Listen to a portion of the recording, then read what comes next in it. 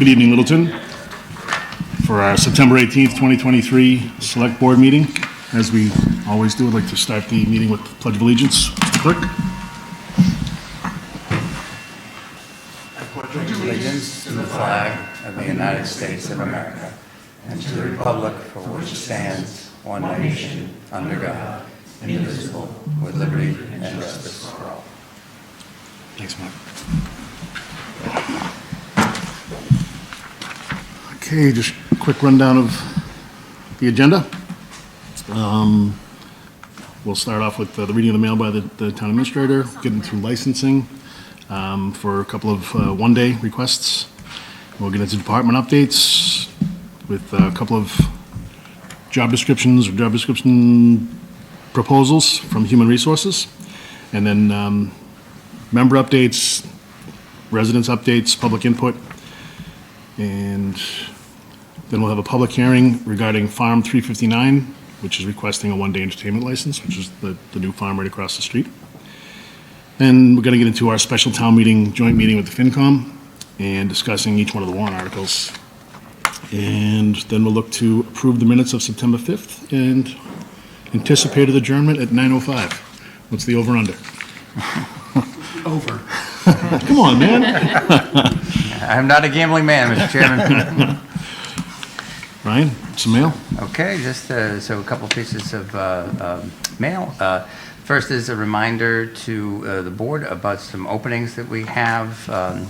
These are memberships that are appointed by the select board, so without going through the whole list, we do have some openings out there, and ask members of the public who might be interested in participating to go on to the town clerk website, and if they have any interest, please express that interest through the town clerk to the select board. As a reminder, too, this is a standard reminder that if anyone is interested in subscribing to any of our updates on our town website, they can please do so. There's a series of different options that we offer in terms of getting updates on various boards and just an information blast as well. But that's how you're going to be, if you want to be staying informed about what's going on in Littleton, that's the place to go. Finally, wanted to make you aware that September 17 through 23rd is Child Passenger Safety Week. So the car checks are available at the Littleton Fire Department, and you can make appointments via, if you go to the fire department website, I believe you can make your appointments there. Similar to getting a burn permit? I think so, yep. And there's a separate email address that we set up, which is carseats@littletonfire.org, too, if people are interested in setting up for that. So, and knowing how hard and challenging that is, and having done that a few times myself, all the help you can get is appreciated, because it's not an easy thing. So, but Littleton Fire is offering that as an option for you. So, and that is it regarding the mail, sir. Just going back to the Civic Ready, the new website, one of the things that we constantly talk about as goals is being more communicative and pushing information out and without a newspaper. If people can engage with our website and sign up for alerts based upon what your interests are, the website has gone through a retooling, and our IT department, I think, has done a great job with other members of the staff. So hats off to them, but it really is a good resource to kind of stay in tune with what's going on in town. Thanks, Ryan. Okay. Next, we have licensing. One-day liquor license. Colin? I can get it. You want me to do it? I think we've all heard it enough, so. Thank you. Thank you, board. It's glad to be back. We like seeing you. Yeah, right. Dirigible Brewing, looking for a one-day license. Yep. Give us a couple of details and just Yep. for the Yeah, record. so this is for the Oktoberfest, which is happening on September 30th. Hopefully the weather will cooperate with us and we'll have a great day. Our license is going to be from 11 to 5 for pouring. I believe the whole festivities start at 10 o'clock, though. Set up and whatnot. Yeah. Okay. One thing I'm going to ask the board if, and Tim's here, I guess I didn't see Alicia, and Colin, in the event that Fay Park is underwater, I think when we make our motion, we could empower either Tim or Alicia to choose another site that would be willing to do so. Mr. Lapoli has Or a expressed some venue as interest. specified by Parks and Rec. Can we just say during Oktoberfest? I think you have to be site-specific, but I think we can do it, like you said, the site, one of the sites we're looking at is 550 King Street, because there's plenty of parking, there's green space, it's level, so I'm just, Yeah. Yeah, and as a precaution, we also already had the Park Commission approve 300 King Street as a backup location as well. Since that is under our jurisdiction, obviously 550 King Street, we need to make some agreements as well. So just wanted to let you know that pieces. thanks, Tim. Any And questions? if I could, Yeah, Mr. Chair, please. just one point of clarification, the pouring hours are noon to 5. Noon to 5, so- that's correct, Okay, yes. and for both of the licenses before you tonight. So the event runs 11 to 5. That was the, yeah, event is running 11 to 5. We always do the first hour with no service. Food service, no alcohol service. And then the event runs 11 to 5, and we have a half an hour buffer on the back end for last calls at 5. Event closes at 5:30. Okay. I don't think there's any issues with that. Anybody have any questions? Nope. I think we've raised them all, right? Yeah, I'm just not sure what we went for the motion for location. What we want in there? We do, the motion does state Bay Park, but. Yeah. I think just right there, you just parenthetically say, or. Yeah. Location to be Or determined. a Yeah, or location you designated by have- Parks Then and the Rec. backup you had was the 300 King or 550 King. Yeah. Would it be okay if I suggest we say a location to be determined as approved by the select board or town administrator, pending necessary insurance updates? I don't know what you guys That's a lot want. of words. You know, I think you could probably, if you already have the backup, Tim, is it, so I forgot what the Castle and the Clouds address is. 300. It's 300, so, or, you know, or if necessary, 300. I think that'll probably be easier than, but parenthetically, I think if you add that in after the Fay Park piece there, I think Yeah, you right should after cover, Fay you'd be Park. able to cover it. You're okay with just those 2 locations, or do we want to add in? I mean, ideally, if we could use the 550 location, because we are limited in space and parking at 300 King Street, and the past 3 years we've run the event, we've seen almost 1,500 people through it. You used the park this weekend for 400 people, so you can obviously see Yeah. the constraints that we would be up against there. So preferred would be if we have to move out of Fay Park to be able to possibly look at the 550 location. So we want to list all 3 locations? Or alternative location of 300 King Street or 500 Yeah, that's fine, that works. 550 King Street. Something to that effect. That You works. you can wing it, That works, yeah. ish. Okay, and do you want to approve the alternate location, or are we allowing them to approve it? I think they could, I think we can leave it to the The park. commission or Parks and Rec. the Empower the Yeah, PRC? Tim or Alicia, yeah, yeah. director Okay. or assistant director. Move the select board vote pursuant to Mass General Law, Chapter 138, Section 14, to issue a special license, also known as a one-day liquor license, to Colin Knirk and Christopher Luring of Dirigible Brewing Company LLC for wine and malt beverages to be served during Oktoberfest at Fay Park or a location to be determined by the Park and Rec Commission on September 30th, 2023, between the hours of 12 p.m. and 5 p.m. Second. All right, it's been moved by Mark, seconded by Matthew. All those in favor signify by saying aye. Aye. It's unanimous. 4-0. Hang on, we'll sign that for you, Colin. You got, oh, nope, that's not you. And That's do you unanimous. need to stand for the other one, that we're just changing the date The 359? at Springdale? Yeah, I don't think we need that, Colin. We're just going to have them sign that because we're just changing the date. Earlier, I think we had approved of a date for September 10th, and we're looking to move it to the 16th. So check with What date? To the 16th. 21st. The 21st? That's not what my note says. So, sorry, she wrote down 16, but the so this is something we had talked about with the chair. Chair said that it would be fine. So just to formally get that done while we're on the topic, and you were here, we'll get that signed. Thank you, Colin. Okay. And just to note to the public, we did get responses from all those bodies that we would want responses from. They're all in the affirmative and positive. We do have another request for a one-day liquor license from the Tavern in the Square. Hello. How are you? Wonderful. We are looking to join the same event. We are excited to participate in Oktoberfest for the first time this year. You can just state your name, just representing Tavern. Melissa Garland. I'm the general manager at Tavern in the Square in Littleton. You have anything else to say? Perfect. Anything You're you going to need get from me me? into the under. No, it's good. I like the brevity. Any other questions from the board? No. Take a motion.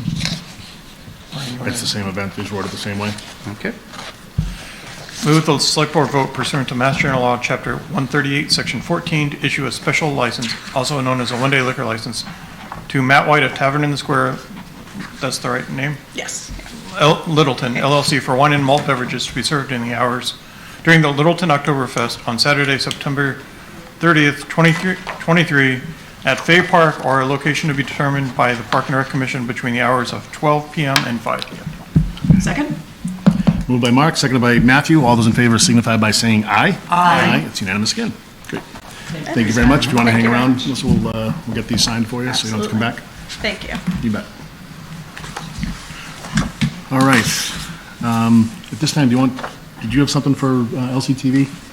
We're going to do that during the updates, Okay. Mr. Chair. Okay. So, Human Resources, Michelle, please.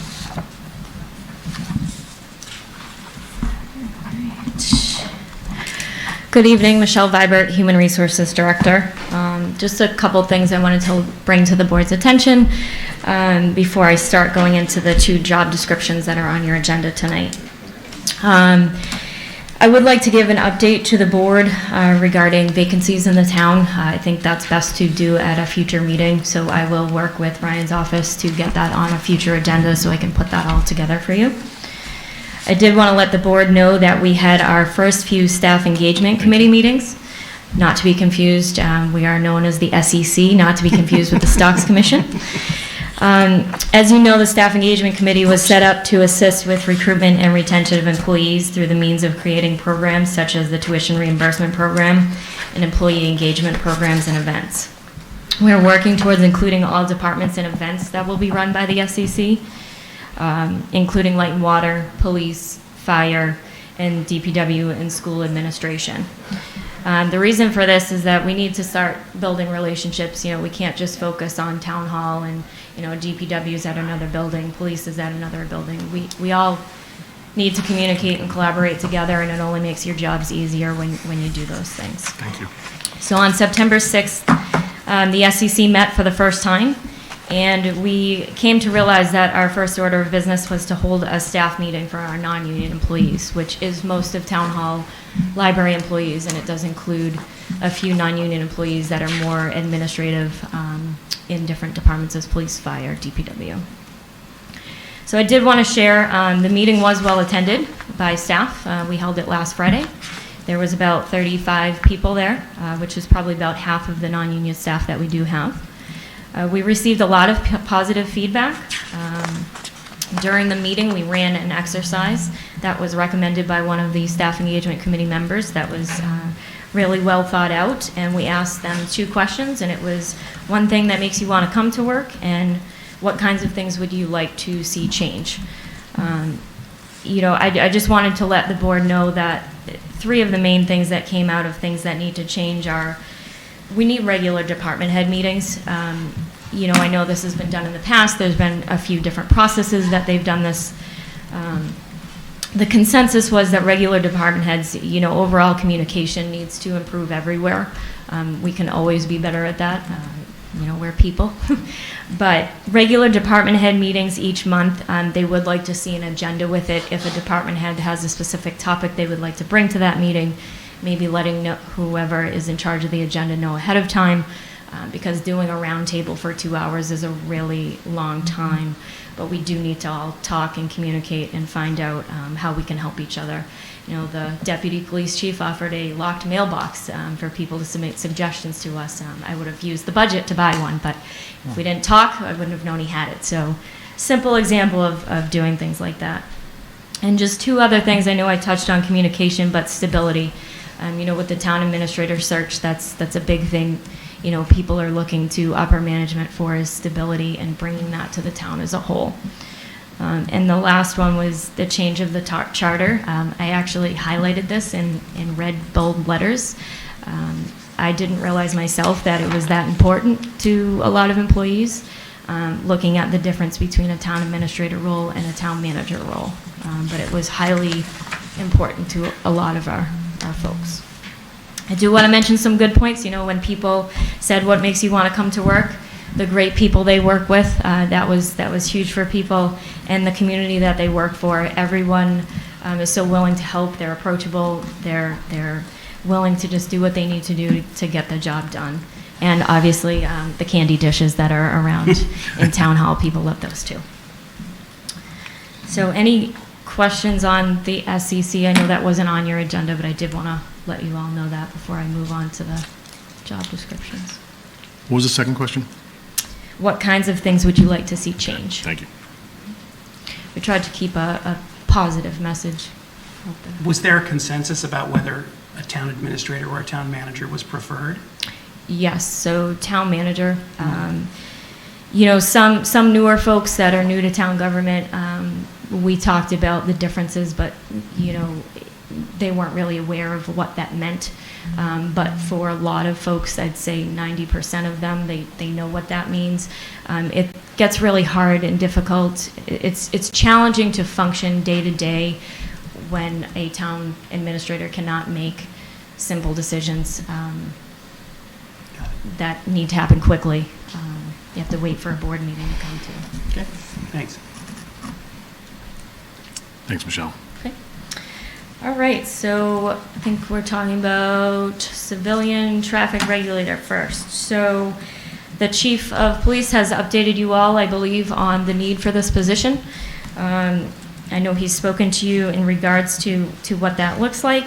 He is looking to hire about 5 to 6 people within the next 3 to 4 weeks. Most of them will be retired police officers. We did meet with the PAC on September 7th to look at this position, and it wasn't so much a grading with our grading tool, because that's mostly for our Schedule A employees.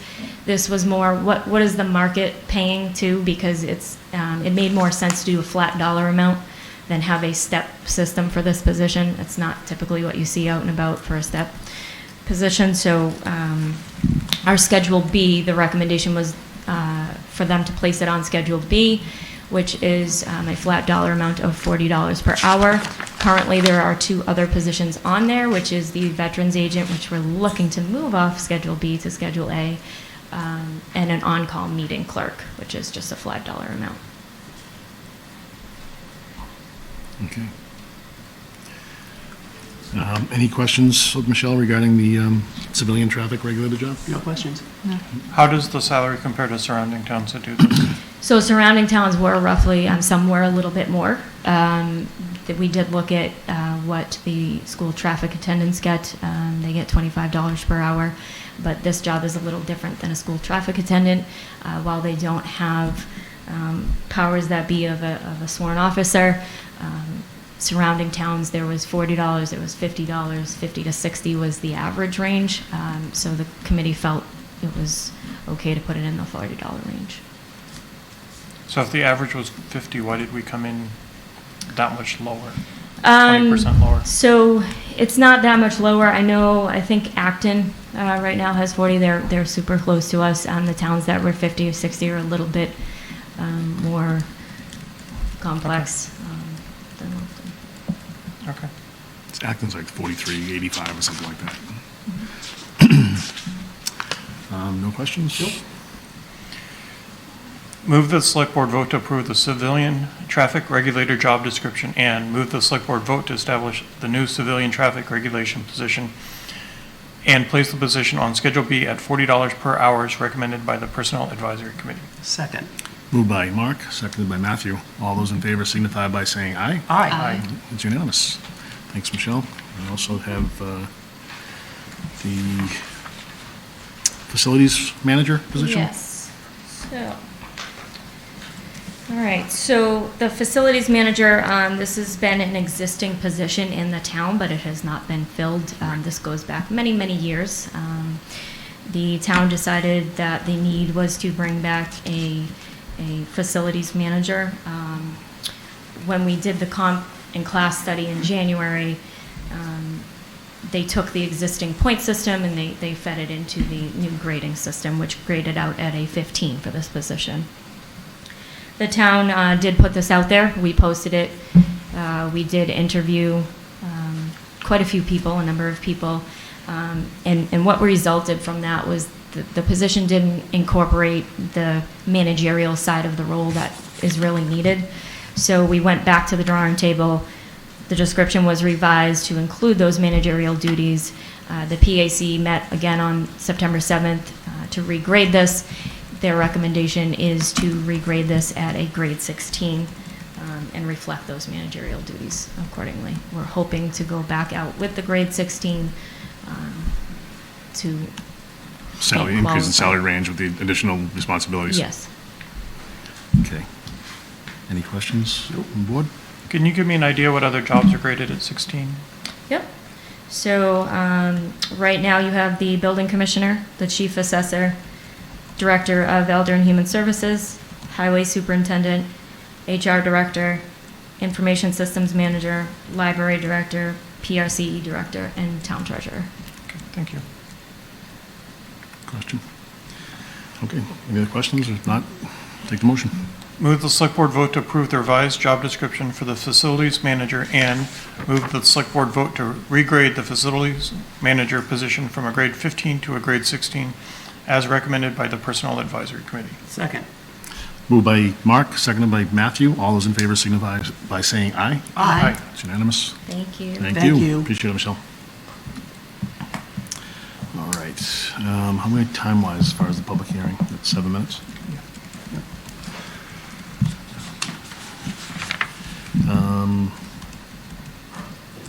Let's open up to Okay.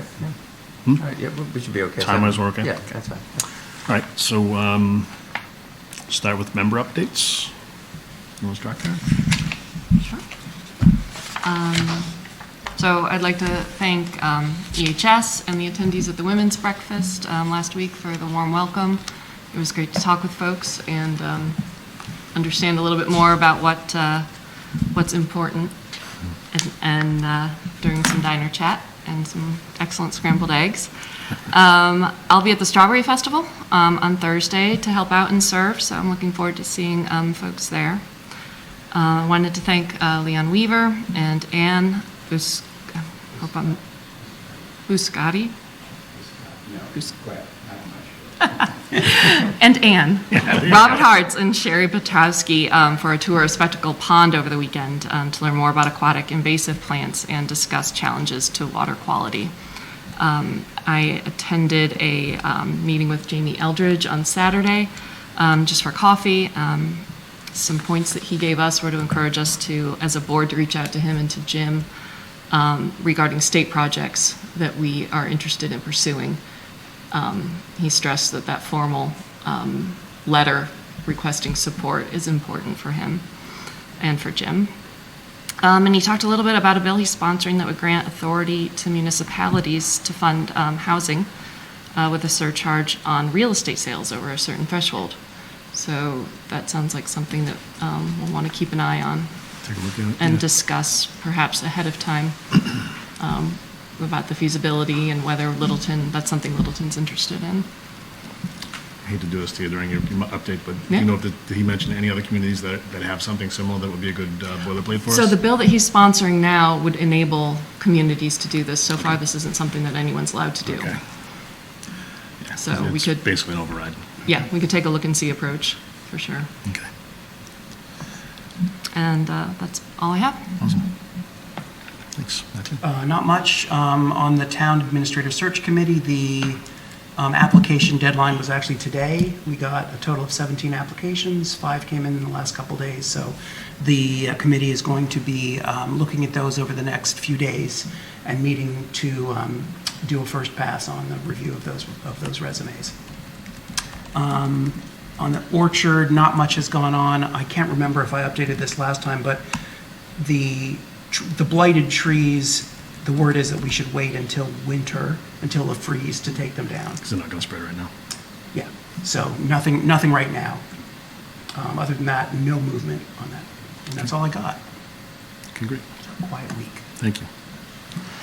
Mr. Reinbacher. I attended the Transportation Advisory Committee meeting on Tuesday. They're looking to partner with surrounding communities on the Greenway grant application through Mass Trails. For signage, what they're looking for, they decided to split it into two steps. First step is they're going to hire a consultant to determine where to place the signs and more like along those lines.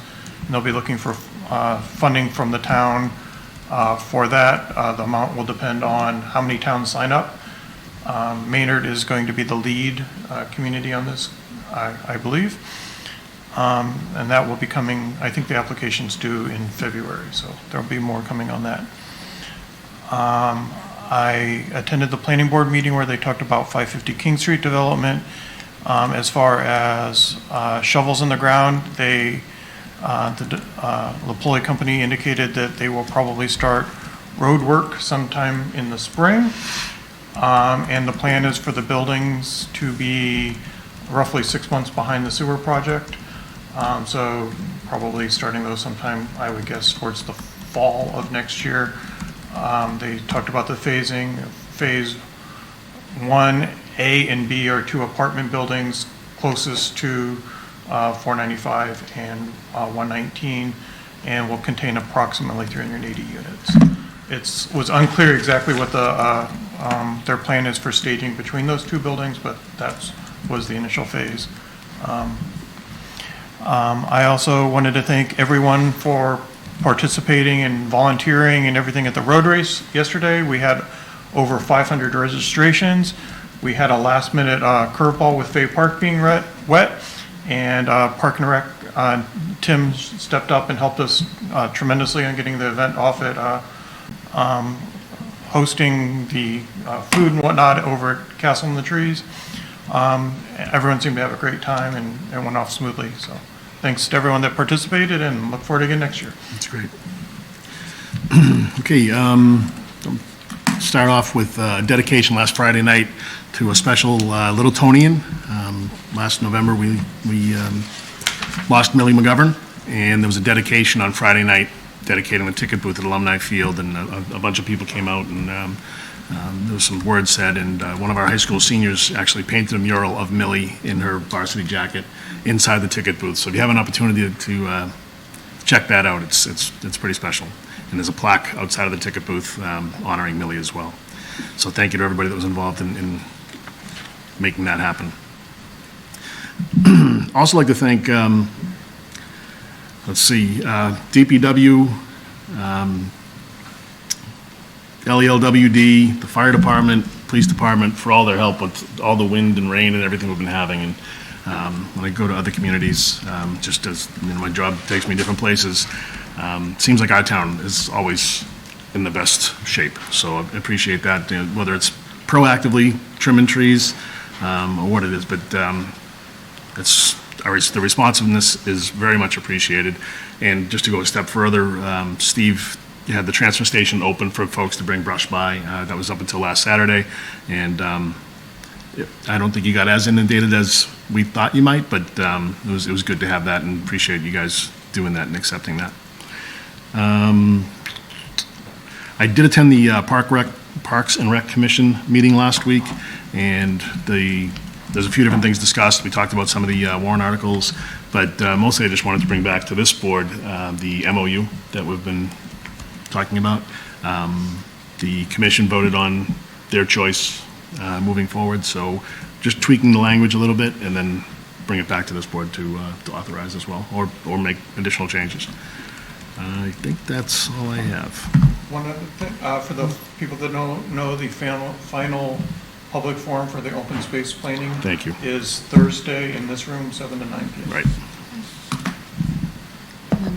None of us mentioned the sewer opening. You know what, I had it, Wickham Ave Station, yeah, so yeah, all the select board members and the town administrator showed up last Wednesday with all the appropriate dignitaries for the grand opening of our Wickham Ave pump station. To water filtration, I don't know, it's like a spaceship. It does everything. It not only takes care of iron and magnesium, but now it's kind of a state-of-the-art, first-in-class across the Commonwealth. Not the first, but it's first-in-class. Filtration system for PFAS, and thank you for reminding me, Karen. It was a great event, well attended, a little bit wet, but it was very well done, and there's a lot of people to thank, and I'd leave somebody out if I tried to. But thanks to everybody that was involved in making that happen as well. Mostly the residents voting to help fund it. That's right. All right. At this point, Mr. Chair, if we could, I just did a couple quick things on my end. Fine. First thing being that the Shaker Lane School Building Committee is working to finalize an agreement with our owner's project manager. So some of the monies that you're going to be seeing later in our discussion tonight regarding in the warrant will be to fulfill all of our requirements. We have the owner's project manager, and then who's going to be doing a feasibility study, and then supporting that will also be the designer that they're going to be hiring from that. So our estimate is we need to add a little bit more money to that, and you'll see that again in the warrant. But we are proceeding forward to finalize an agreement with the owner's project manager and going before the Massachusetts School Building Authority at their November 6th meeting, which is a little bit later than what we had initially discussed, but I think we needed to finalize that. And also, Mark Corey is here and wanted to give a quick update on what's going on the LCTV website. Good evening. Judy, cue the slimming lens, please. Put that on. So, yes, LCTV, we're going to be launching our new on-demand site. It's got the look and feel, I guess you would say, of more like Facebook, where you have your playlists and the different bars that, if you've ever been to Facebook, you kind of know what that looks like. That's what our on-demand site is going to look like as well. We are planning to launch on Monday, October 2nd. So check it out. I think you'll enjoy it. Just a word about the old VOD site. We've been migrating all the programs over to the new site, so we should be up to date when we launch on the 2nd. Just a reminder, our retention policy on the VOD site is for a year. So generally we don't empty or delete the bucket until the end of the calendar year. So sometimes programs can linger for more than a year, but that's what our goal is. So, after a year, we delete the government meetings and other meetings off there to free up space. But we do have YouTube available as an archive, and we have all the past meetings up there. And I don't know if you've noticed, if you get the notifications for YouTube, but you've been noticing a lot of old meetings starting to show up there. We've been going, part of our capital plan that we had some money approved at town meeting was for archiving. So we've been having a student from the Neshoba Tech that we're paying to take the old DVDs, transfer them into digital, and then upload them and put them in a orderly fashion on YouTube. So, we only started recording meetings, I think, in 2014. So that's about as far back as you can go to get meetings. But anyway, so that's that. The other two things, we're going to have an open house for Littleton residents on Thursday, October 5th. And that's kind of to coincide with the launch of the new on-demand site. But a lot of people don't know that we're located right here at Town Hall, second floor, the old gymnasium. So it's a big space. We invite anybody to come out and get a tour. We're going to do a live program from the studio that night. So if you want to be on TV, we'll filter some people in and give you some FaceTime.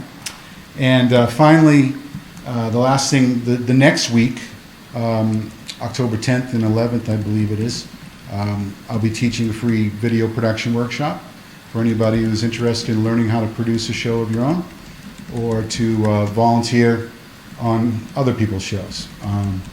Or if you want to just, if you're already going to some of the school events, sporting events, soccer, we cover football games, but if you go to soccer or field hockey or any other event as a parent or as a participant, or not a participant, but as a spectator, and you want to learn how to videotape, and we'd love to have more coverage, and that's how we work we're the community in community television. So that's it. Any questions on that? When is the workshop?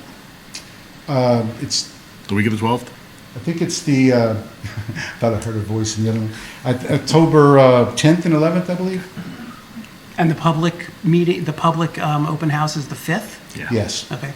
Thursday the 5th. Everything's free, the workshop's free, so encourage people to sign up. Mark, how do they sign up? On the website? They can call me at the studio, 978-540-24TV, or 2488 if you don't know where the T and the V are. So 2488. Or you can email me, mcrory@littletonma.org. So is there I think most people call the Cast Us Cactus. Is there a name for the new system? Well, maybe we'll have a contest the night of the open house to name our on-demand site. Okay. Everybody's naming things these days. We'll get a sponsor. There you go. Glory Dirigible, vision. the dirigible on-demand site. Awesome. Thanks for those Thank updates. you. It's all right, good stuff. great. Thanks, Mark. Thank you. I think we're a little bit over in our public meeting. That's okay. We can- Do we want to do public comment or do the? Should we pause on the public input? It's close to yes, 7. I think we can still do public input. I think that's fine. We should do that. Okay. Sorry, Keith. This time, open up the mic to public input. Anybody wants to speak, come forward to the mic, state your name and address, and we ask that comments be limited to 2 minutes.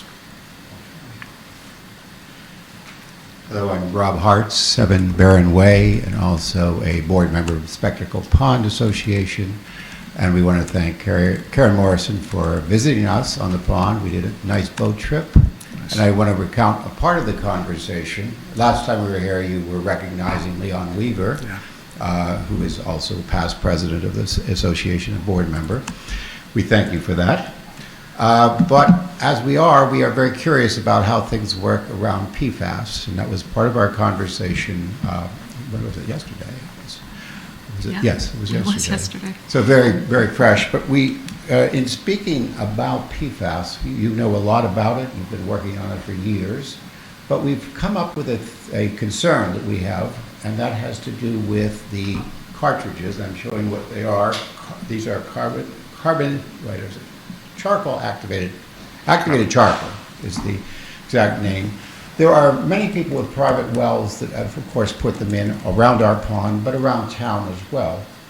We're also told that there are people that take town water that also are taking that precaution of putting in the very same filters, similar to this. The concern is that we have a problem with disposal of these cartridges.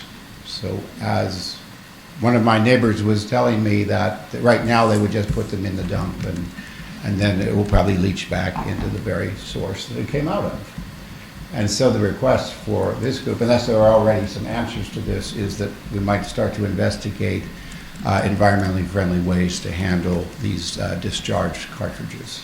That's a great point to bring up. I think that's something we could probably address with the water department. I know that during the tour, it was discussed that when we're filtering the PFAS, whatever we're filtering out of the systems, that final step, eliminating the PFAS, where do we put it? Right. After we filter it out. Same issue, but on a much larger scale. Yes. So I know that Nick and Corey are, and probably others, but I know that they're addressing it, and I think they have a couple of options that they're taking a look at and evaluating. So, but on the smaller scale for residents, absolutely, and it might even come down to talking to Steve from the transfer station, and once we find where we can bring them, if we can have some sort of a place to drop them off, and then we'll have to figure out how to get them from that place to whoever is able to accept them. Unless, if I'm misspeaking, Steve, certainly jump in.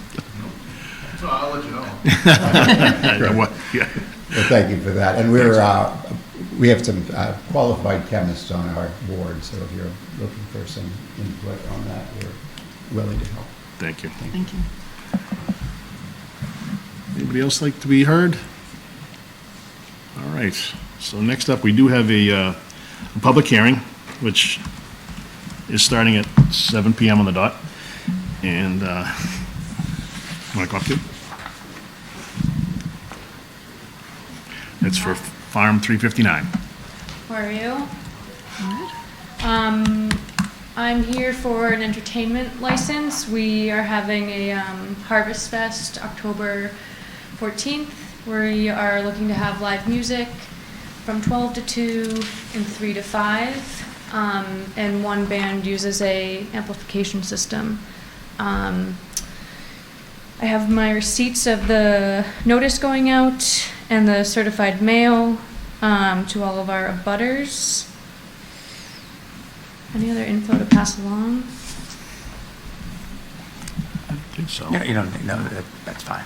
Okay. You can, if you want, you can leave them with me and I can bring them back. Sure. But, no. We put them in the file. Yep, that's fine. Thank you. Thank you. Thanks, Katie. Okay. Anybody have any questions? Nope. Regarding Pretty this event? straightforward. Is it a free event, or are you charging, or? Free event. October 14th? October 14th. Cool. The only thing I'm going to say, just because I was at Badger yesterday, if somebody is setting up amplification, maybe just to direct them towards the Long's house Yeah. and away from Badger, just if someone's, you Yeah, know, no. I having a so. service for a loved one. Absolutely. I don't want to be Fair point. That makes sense. sing and shout.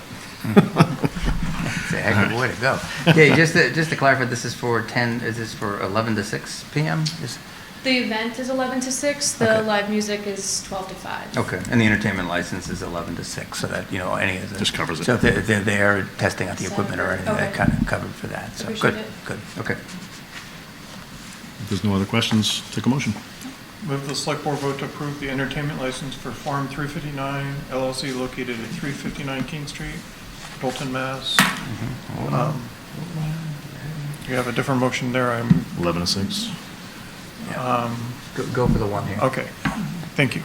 Move the select board vote to approve a one-day entertainment license for October 14, 2023 for Farm 359 LLC located at 359 King Street, Littleton, Mass. Second.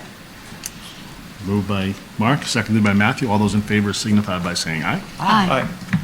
Mr. Chair, if I could, I would note that I think we've had some, our office talked a little bit with Katie, and that I think maybe as the farm does some more activities for next year, you may be coming forward for one full annual license, so it may be more efficient for Yes, Katie. I just learned about that. And Yeah, no, if you're that's interested- great, that's great. Yeah, no, thank you. it sounds like you're going to be doing some more activities, and I think I was speaking on behalf of the board, but we're excited to see you be doing more there. Looking forward to it. Thank you. Okay, That's very great. good. Thanks, Katie. All right.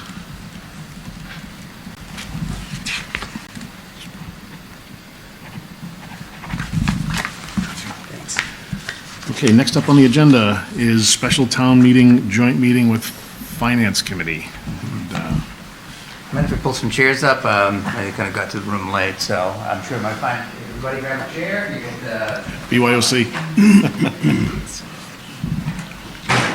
Steve, you want to come? Steve. You want to come in your chair? I'll sit next to you back here. I can be surrounded by love. Oh, I see how it is. yeah. It's a DIY kind of yeah, thing. you do. So I know, I don't rate, it's fine. Get your microphone, bro. Nobody wants that. It's off. Okay. Would you like a corner of this? And make some room. You need it? Okay, so as mentioned, this is a joint meeting. I'm assuming you guys are in session. Actually beginning to work on it. We get that all the time. A joint meeting to finalize the warrant for November 1st special town meeting. And Steve, you guys are in session? We are in session. Great. Got a quorum, that's great. If somebody wants to go up here, Mark doesn't like. Do you want to grab it? yeah, I can start. So what you have that was in the packet was our current draft of the special town meeting warrant.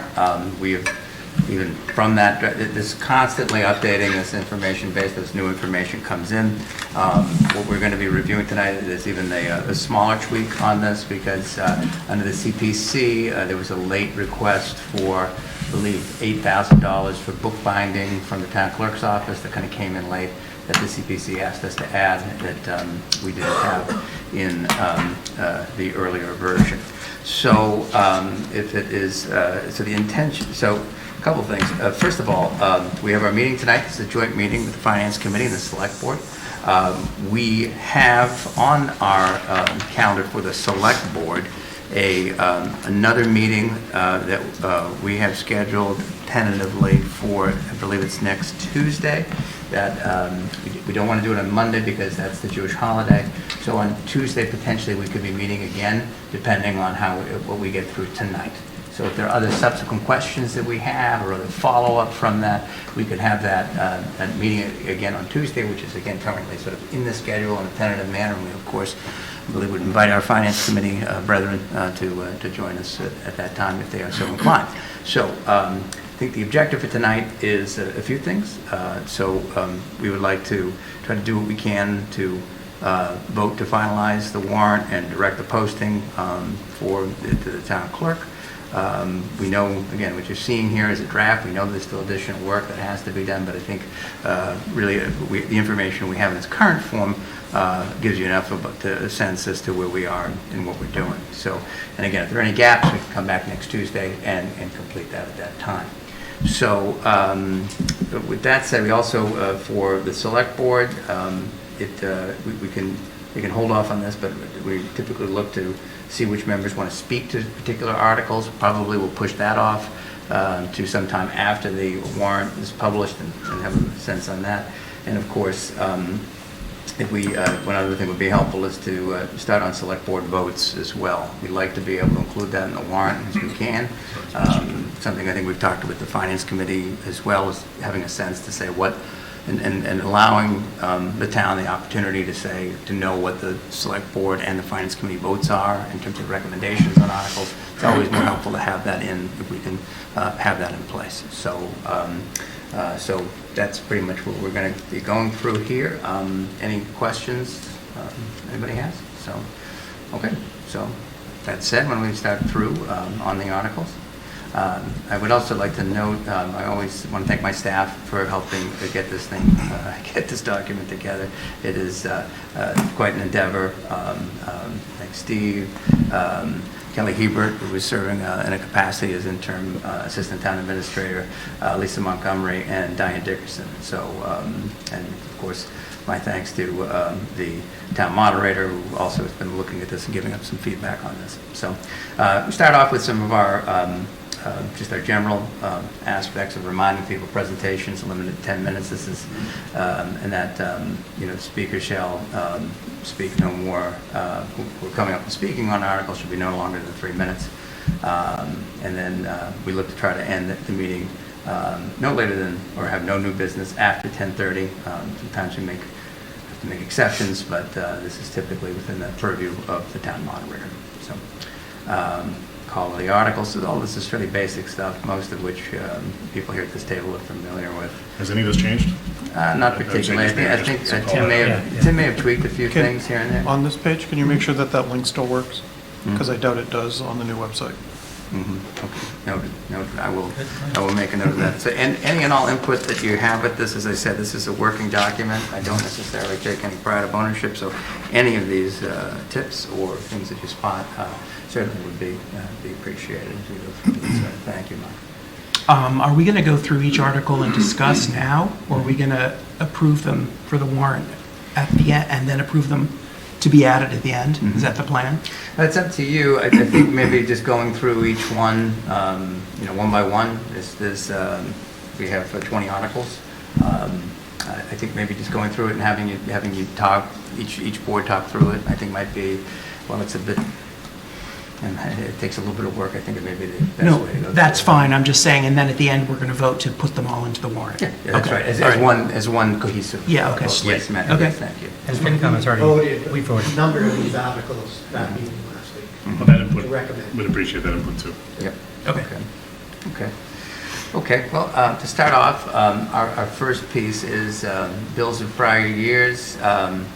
We have done what we can to try to remind staff over and over again about paying their bills on time. And as you can see, this came from one vendor in particular as we received the statement, and staff hadn't followed up with that, with the invoices. So there's still a few more things we need to fill out in terms of the specific accounts, but these total about $1,600 in bills. So it's fairly straightforward. Again, bills that came in FY, toward the end of FY '23, that, again, just the departments hadn't caught. And so, We voted to recommend. Yeah, I don't think it's, something you have come up to this one. Completely not, yeah. There's no choice. Yeah, exactly. so anything on the select Any board? conversation? questions? No. Okay. Do we want to recommend them as we go along, or? I think we can kind of keep a running tally. Well, that would be helpful, just as a quick one, if you wouldn't mind. So let's do one vote with all the ones that are non-controversial at the end, and I'll keep track of which ones are, I believe are, like, a slam dunk. Okay. Okay. All right.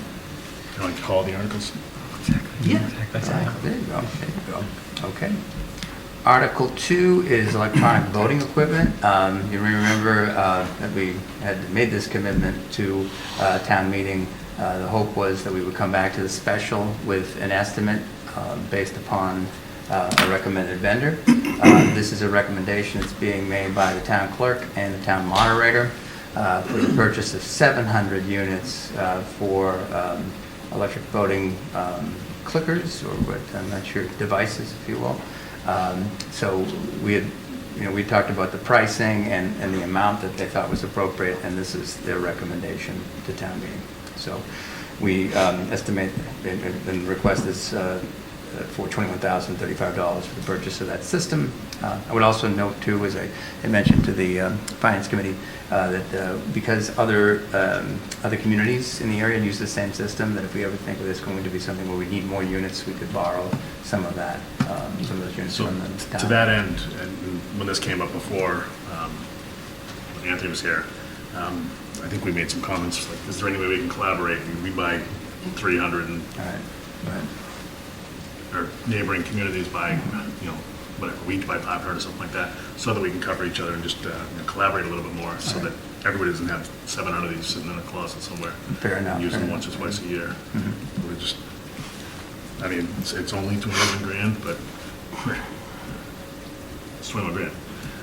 So I don't think, I'm not recommending that we don't recommend it, but I just, I wish that we would do that a little bit more, collaborate with other communities and try to spread the costs out. Just to that point, Chuck, if I may, I think that the town clerk was looking at attendance at prior town meetings and trying to sort of get a sense of what that was. I think they were going between 500 and 700 and determining what that number was. So I'm just trying, at this, so for the number that's in here is I'm just being differential to what the moderator and town clerk had recommended to both the Finance Committee and Select Board. We voted to recommend this. You voted for recommend. One thing I was just wondering, and I'm sure the answer is we will have a plan, but we ought to have a plan for, we have X hundred units and X hundred plus 20 people show up. What do we do? We should just have a plan for that. So if we have 700 units and 750 or 780 people show up, is our plan to make sure that we have an extra 100 on site for every meeting? I think I'd have to talk, that is under the purview of the town clerk and town moderator. I think it would be, typically, I think we have a sense about understanding what sorts of town meetings draw in certain populations. So I think they will know and be able to plan accordingly for that. So, But we should just have an it's a backup plan. Yeah. We should just have, This half of the gym votes now. Diane tallies I will- those. We ask the same or question. This something. half tallies. right, Sure, right, sure, it just, Noted. but Just we logistics. approved it anyway. And we decided it's better to purchase rather than lease this equipment? Yeah, that was my question. I think so, yes, that's the conclusion that they had come to. And should we be planning on replacing these in 3 years? I don't know what their useful life is. You know, you buy an iPhone, and 2 years later, they're not supporting the damn thing. So this, I would say this is more like a remote control, and the remote control on my 20-year-old TV still works. So you can update the software that displays it, but I suspect these things are much more long-lived than a piece of high-tech cell phone. Other than the batteries. Mark Haddad What's that? just went through this up in Groton last year. Yeah. Last year, the year before. Maybe a phone call, just any thoughts, how'd it go? I know they ran a bunch of training sessions before town meeting, so it wasn't, you know, totally new to everybody when they walked in. They get this thing, push a yay, what does a yay and a nay mean? Yeah, just, it could even be something we could share with the high school. You know, they could, when they're doing a civics class, stuff like that, they can use them for different. Well, they had talked that we were going to do a training session or a dry run or something. Yeah. Makes sense. I wonder what happens with the batteries. But I've taken them out when it's storm, right? I think my understanding is that it tends, it's the small button batteries, so it tend to last a little bit longer. So, but I think I'm sure there'll be some testing, and you know, I just don't want to get too much into the weeds in the sense of it. So, but it sounds favor? good. Yep. That's a lead. Okay. So next article is Article 3. These are a request to fund 2 capital articles. One is for the purchase of a new mower attachment for the trackless unit for DPW, and the other is $400,000 to move forward with getting plans ready for the annual town meeting for the renovation of 36 King Street. When we were at the Finance Committee asked if the DPW director could speak to this request for the $40,000 for the mower attachment, and I see Steve Yardley is here, so Mr. Chair, if it's okay. Of course. Bring Mr. Yardley up. As long as Steve's okay with it. That's Steve. You okay with it? Joint meeting, I don't want to step on any toes. Thank you, Stephen Allen, Director of Public Works.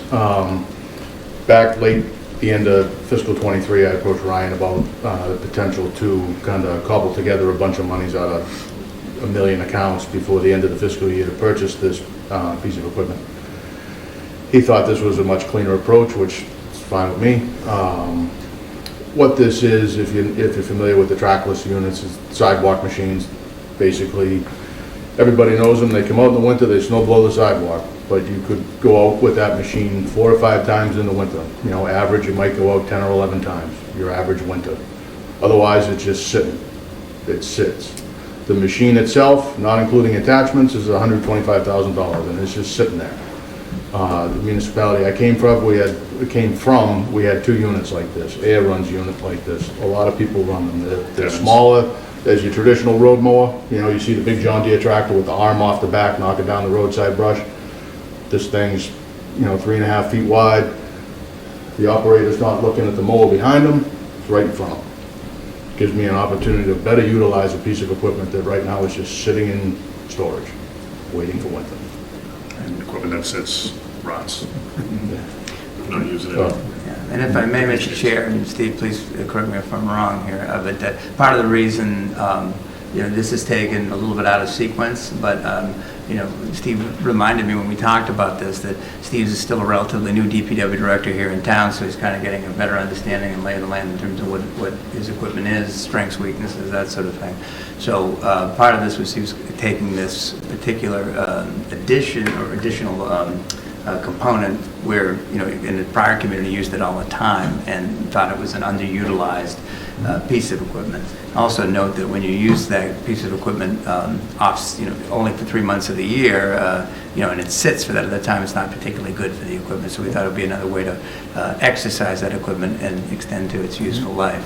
So it was because of those reasons I thought it would be acceptable to bring this forward to you as a request at the special town And if meeting. we were to wait, you wouldn't get the equipment until another whole season later. Right, so if you think about how the mower will be used, if we did wait to the annual, monies would be available as of July 1st, and by the time he actually procured it, would probably more likely end of July, early August, and we miss all of the spring season, whereas now, if Steve gets the approval for this from town meeting and from both groups tonight, then we'll be able to put that into working right away this spring. Be ready to go in the spring. Okay. Is there any plans down the road to get, you can water islands and there's a brush, there's a bunch of attachments you can put on these machines? There's two main ones, the MT trackless, which this town has. Where I came from, we had holder units. You can get blowers, sweepers, finished mowers, flail mower like this. There's no, multiple stages. You can get, there's all kinds of equipment. It's very convertible and very Yes. transformer. Any questions about So that? is this the first of many attachments you want for this? Or have you got to that point in your? I think this is a piece of equipment that we need the most. To say that I couldn't utilize a blower and a sweeper, the sweeper would probably be the next, just a regular push sweeper.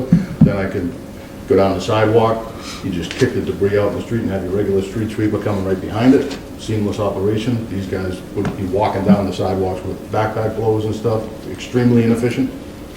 So sweeper is a lot cheaper than this mower because it's, on a lot of hydraulics type of thing.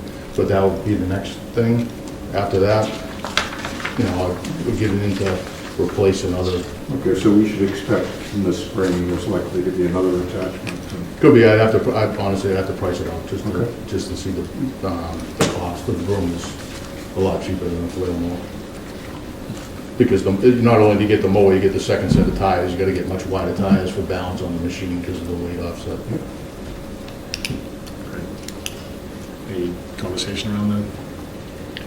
I think this is a good piece of equipment. I'm kind of torn on doing it out of cycle because we're kind of trying to reject out of cycle requests. And I understand why it's a hard one to going both ways, right? Because it is out of cycle and it doesn't seem like we should be approving this out of cycle, yet there's a reason for it, so. I'm inclined to. I have two questions. How much life is left in the main piece of equipment? So that trackless is a 2017, doesn't have very many hours on it, so we could still get 15 years out of that piece of equipment. But that answers my second question to that. How did the FinCom vote? We held this for tonight to hear Steve's explanation. Good. Rest of the board, you started to say something? I was just going to say, I'm inclined to, I understand the rationale behind this coming up now, so although I am opposed generally to off-cycle things, I'm inclined to approve this. And Steve mentioned his willingness to cobble together. Yeah. Yeah, like I Couch said, cushions. at Yeah. the end of June, I was looking to buy it, and Ryan and I had a conversation about it, so. And I was hesitant to commit to using operating budget monies for what is essentially a capital purchase. And I thought this was the right way to do it. Yeah. I don't generally like doing these things out of cycle, but Steve made a compelling argument, and I thought it would be prudent to bring it through. Fair enough. I trust that. He's the guy. So like I said, the municipality I come from, we had 2 units like this, the holders, and they basically run middle of May until, end of October, on the road all the time. And then after the Then, snow and ice yep, season, you well, get one one would get the blower for blowing off sidewalks, bike trail, that type of thing, and then ready for snow. Any other questions? Yeah, no, I would just echo the sentiment. I don't love the out of cycle aspect, but I feel like this has satisfied the need satisfied me in terms of, the fact that this wasn't foreseeable at the time that we went through the cycle, and that it would be causing harm for us to wait. So. All right. So I think we're in agreement. Yeah. Recommend? Yep. Okay. And the 400,000 also too, which you can. That's so that we would have a bid in hand at the That's spring the meeting, plan. correct? Okay. That would be the plan. you did look into, because I was a little frustrated with Right. we did a bunch of research, and that's when we found out that it was going to cost a lot more to renovate. Right. So keep in mind, so what this would be is that the hope would be that we will be able to hand some of this work over to the PRCE. I've got plenty on my plate already. PMBC? But PMBC, my apologies, yes, I'm not, right, PMBC, sorry, I get my, there's a lot of acronyms in this town, and a lot of committees and boards, so the idea, again, PMBC would take this and then provide a review of what the scope of the project should be, offer some other suggestions with that. I know we had talked about looking at what things we absolutely need within this, and then a recommendation is made in working with the architect and the OPM on that to come up with that scope, go out for bid, and then hopefully come back at town meeting with a bid in hand. If we had come to an agreement with somebody to be our facilities manager, this would likely be something that they would be tasked with. Good Lord willing, yes. That certainly would be something that, at least in terms of taking the lead and working on. To spend $400 for someone to tell us we need to paint it. Right. That AC unit's got 2 years left, and that one's got to be replaced. Yeah, there's a little bit of that, but there's also the reconfiguration of the building too, and what that needs to look like, so. You already got me, Ryan. All right, that's fair enough. Not pleased with it. That's fair. How did we come up with the $400,000 number? So that was based on the estimate that you had seen at the number that came forward at the annual, and so this carves out the components to get that piece there. It's also been confirmed just minutes before this meeting by Brian Force From Vertex. and Brian Valentine from Vertex and LB. Who is defining the scope of work for the PMBC? That's what we applied by this, I believe. Ultimately, it's the select, comes back to the select board. To pick and choose, I guess, what we actually act upon, but I think we would empower the PMBC to say, this is what, let's just assume Vertex was the OPM. This is what this is what Vertex recommends we do right away. We need to, I'm just making it up, but we need a roof right away. Or we need 3 AC units, whatever it is.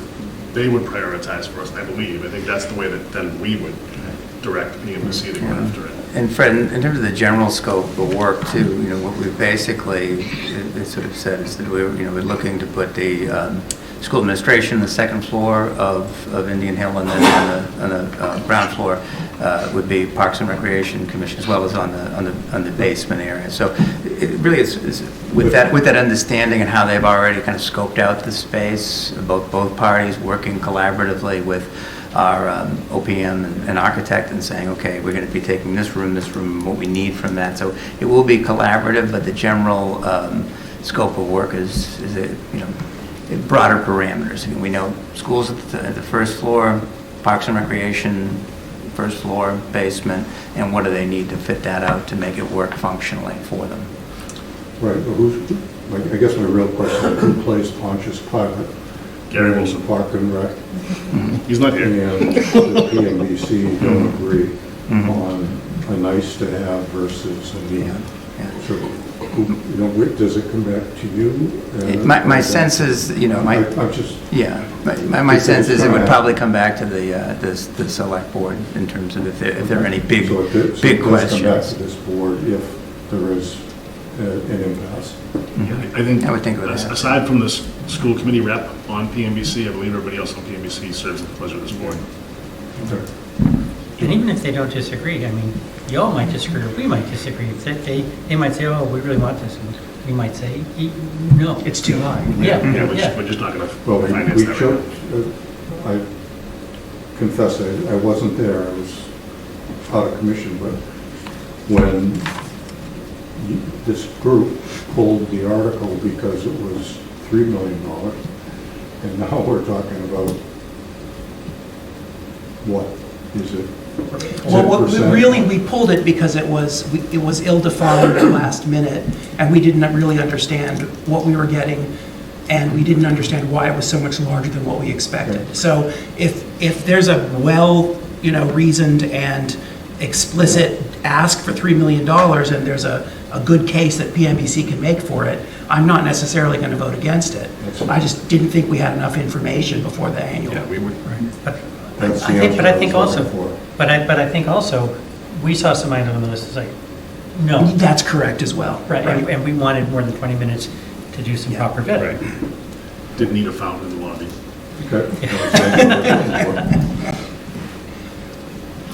And I'll say, I think our members laugh at me every time I mention this, but the property formerly known as Indian Hill, we could sell naming rights.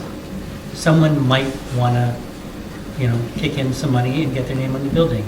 And it's not going to, they're not going to pay $10 million, obviously, but if someone ponies up 100,000 or 50,000 or some, it's more than zero. I'll just toss that out as an idea. In front of this board, the possibility exists. If it were a school property, there is a policy against that. But, without going through. Any other questions? I don't think so. Okay. Did you want to do your motion? Since we're here with FinCom, if I may. You guys are going to vote at the end for everything? Is that? For all of our recommendations, but on this one, Fred brought up the point of, $400,000, where did that come from? Well, we learned from the whole submission for the Shaker Lane Building Committee, we had a number that should have covered it. Now we're coming upon needing additional funds, so I can't believe these words coming out of my mouth, but is 400 enough? Yeah, I believe so. So this is actually part of that I think where we were at $3.2 million estimate. So this was part of that at that time. That was in April and May? Yes, in that time frame. Yes. Okay. But it's not like the design work shouldn't be increasing at the rate of construction materials. Theoretically. Unless Vertex now will be here gouging us. I don't think that's the case. I don't think so. All right, I think we have consensus on recommending Yeah. this article. Yep. And you want to wait to the end? Then? Oh, we'll wait to vote. Okay, very good. All right. Article 4, this is we regularly come back to town meeting to rescind borrowing articles that we are not planning to use. So there's the first item is, I think, $225,000 for an ambulance that we were looking to purchase a few years back, and as I understand, we found an alternative way to fund that. I'm looking over at Steve on this one because I was not here when that happened, but we town meeting had more. The detail should be more. There should be more detail here. Again, this is what many authors are coming through, but basically, there's that article, and I think what were the other articles? There was a couple other articles that we had, Steve. There was a roadway article for $1 million and excess borrowing capacity for the library for $8,100. Okay. So this is sort of the traditional cleanup when we find that we've already paid for things, or that this is an excess and it's just really more a housekeeping measure here on this part. So we had a few articles. We initially put articles through with the intention of borrowing for those projects. We didn't borrow roadway work. We started to fund that inside through the use of Chapter 40 $40 for roads. Chapter 90. Chapter $90. Yep. And free cash. I mean, that was back in the Bonnie days. And we did this $1 million. The library, $8,100 is just the difference in what they bonded and banned and brought forward as far as what the authorization was. $8,100 to clear that off the books. And then the ambulance, I believe $225,000. $225,000. I believe we didn't borrow because we kicked it down the road, and the next year we funded it through free cash. Yeah. And there wasn't a need to borrow. So this is just cleaning out old articles. So what we presented the FinCom on Tuesday was just the ambulance, but and you added it. We went in and found a few others. We were doing the annual debt report for the state and found these other two. So just clear them out. So I'm not opposed to this, but I personally would like to actually see what it is before we vote on it. I was hoping this would be in here, and again, We can, yeah, I agree. Table? Yep, we'll have to come back next Tuesday. Okay, it sounds like. That's fine. Mr. Chair, out of respect for Mr. Yonley's time, would you mind if we went to the other article, because when we discussed the Foster Street road takings, that they wanted to talk to Steve about that, so. Mr. Yonley, if you don't mind, I think this is Article... Trust me, I don't mind. Yes, it is.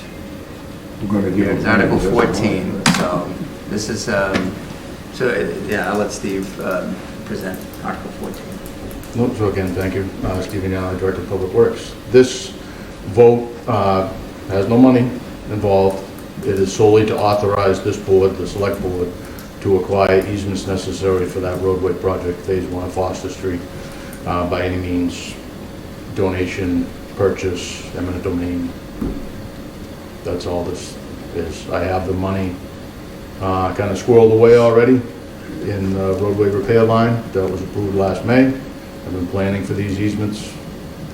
So again, the town meeting action is to authorize the board to acquire the easements. Based on the 90% plan or the 100% plan, you're ready to go, you just need to... Yep, we have 100% plan. I'm well into the appraisal process now. The residents, or property owners, I guess I should say, because I'm a commercial, were notified last week from the appraiser. They got their first certified mailing from me almost a month ago. So I'm well into the process. Can you just clarify where Phase 1 is for? Phase 1, Taylor Street to Balsam Lane. Mr. Chair, if I may, just a couple things for you, Steve. So I think that the first thing, if you, maybe just an overview of what the intention of all of this is and what the bigger project is. And then the second piece is, I think, Mr. Starbucks had asked whether or not we'd be looking at any of the where the parking flow was at the train station, whether this project would address that at all. So, as I'm sure most of you know, this project started back in 2018 or 19.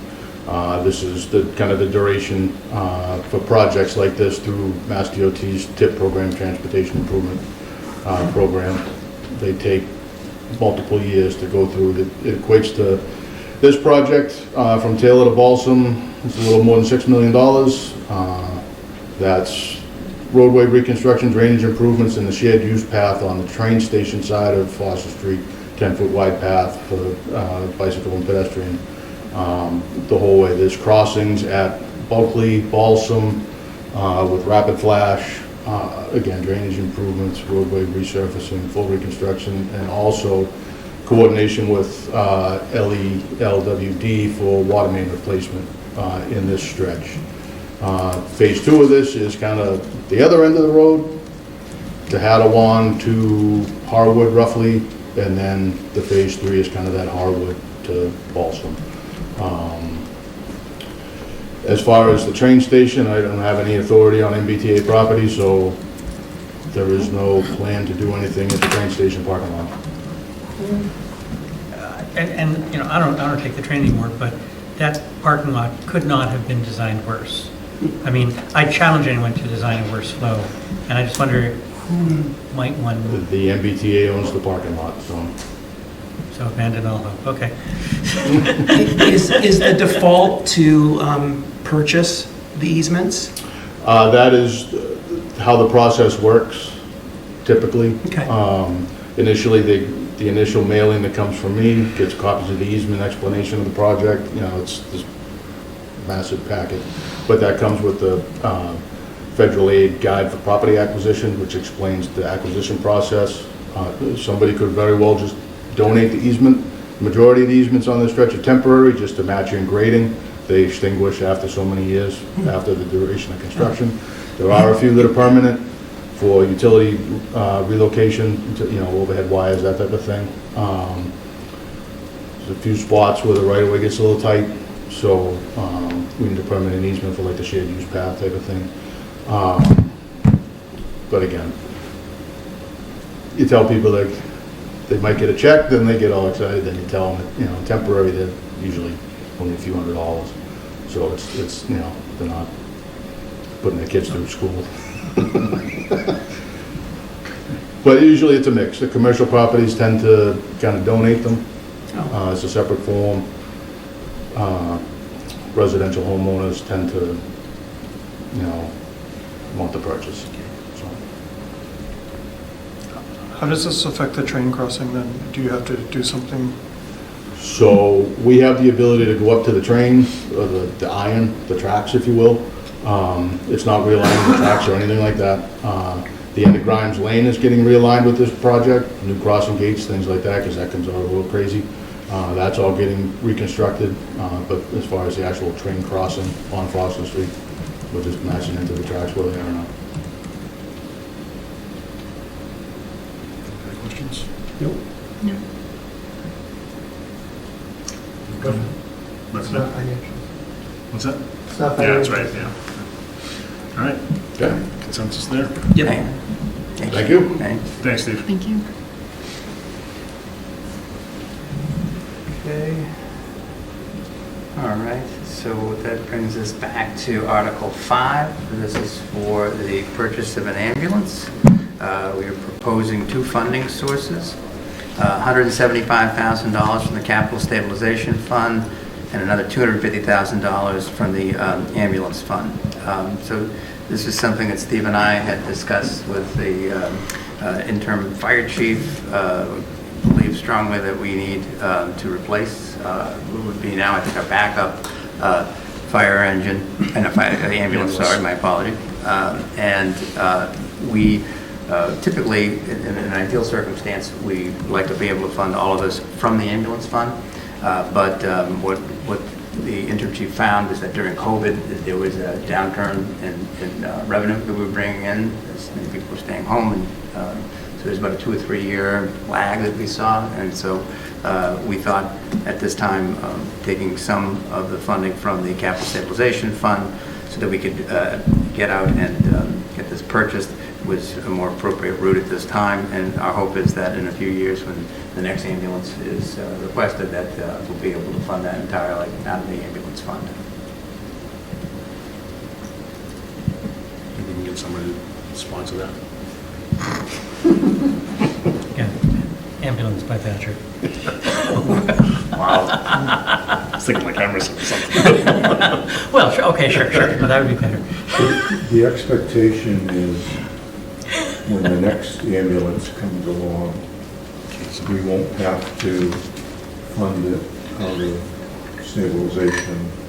They will have accrued enough in the ambulance receipts to do it. Correct. Their receipts are back to pre-COVID levels, and if they stay at that level, they should have no problem. Probably doing it. Okay. And I spoke to Chief Clancy about why this was coming up now, and he explained that he's been waiting for his regular vendor to give him assurance that they have a chassis for a year now. And he found another vendor that does have a chassis that can be delivered early next year, and that's why he wants to go forward with it now. So it's a long lead time item, apparently. Well, yeah, if you remember back, I actually thought we approved this in May. We did. But it was a 2 years. Yes. It was like a 2 year lead time for the Yeah, ambulance, so- and now it's more like he can get one in the spring. Yeah. If he has the money now, so. Okay, We're good? we're good. Consensus? Yep. So Article 6, I think I provided an update on where the Shaker Lane School Building Committee stood regarding the feasibility study. We've got $700,000 set aside for this project. What we believe now that we are in the feasibility element for the OPM, as well as additional work we're going to need done by the designer, which is really where the lion's share of the work is going to be needed on this, that we need a little bit of additional funding, and thus we are proposing to make a request to a town meeting that an additional $385,000 will be applied to that initiative via raise and appropriate. Just to put a little more color into it,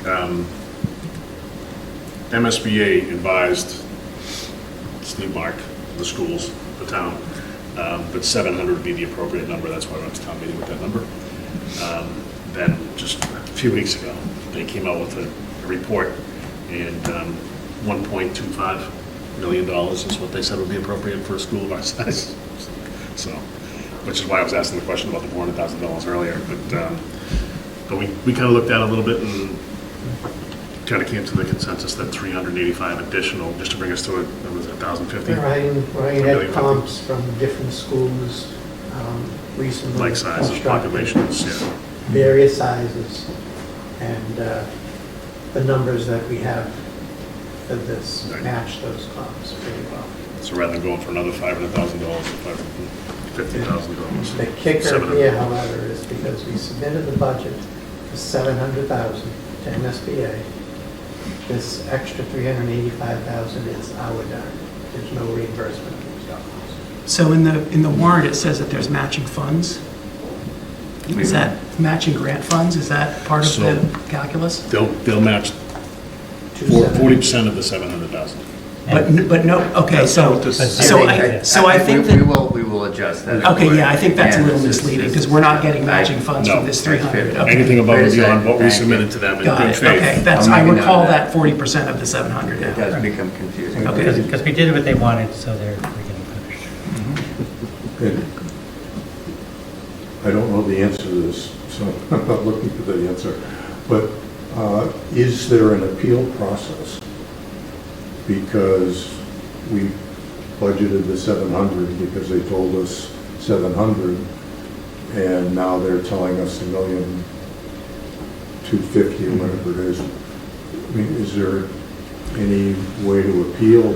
I believe Steve It's on Mark our did. dime. Well, yeah, I don't believe so, because I think that part of what MSBA needs to do is to be able to establish those figures and the reimbursement rates from that, because they only have a limited amount of money, so anything supplemental to Fred, I can ask, but I think we're going to be. But just- That's You know, the I don't answer, know if because it's they had committed X amount of funds to X amount of communities to build these schools. Okay. So Right. it- To go on it's back. already expended, so So the there's answer nothing is left in the there's no bucket. appeal process. Right. Okay. All right. Okay. We did ask the same question. Okay. So, and we'll change, thank you for the adjustment on Good language. catch, So, okay, Article 7 is the FY24 or Community Preservation Act budget. So we've highlighted this because there's a slight change from the last draft. Carolyn, I see, Carolyn, you want to come up? Maybe just to, it might be useful for you to be here for that. But one of the requests is $8,000 that it came in kind of a little late from the town clerk, and that is a request to bind vital statistics and town records. And then, and so that's, I just wanted to point that out to you, because that is a little different than what the Finance Committee looked at, and what you saw in your earlier draft went on Friday. So, so Carolyn, I don't know if you can speak to this. Yeah, on the 8,000, we had a meeting at 6 o'clock. We had a quorum, and we voted to recommend that project to town meeting. So it's all set.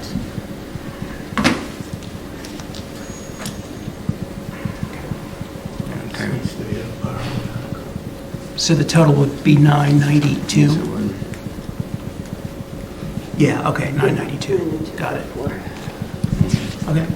And when we had talked about the lighting, we had raised the issue of, well, okay, so we have to give, because we're short of fields, we need to put some extra playing time on Cobra, knowing that that will shorten the time between when it needs a rest. But, you know, we're in a rock and a hard place right now until the high school fields come back online. So it's not ideal, but, you know, moving forward, having more playing time available on any of our fields is probably a good thing. It's only one season, though. Right. It's one season. Yeah. We can hold our breath for a season and make it work, and not invest $200,000 and then some. So, does anyone know how the school committee voted on this, and how the public forum with the residents went?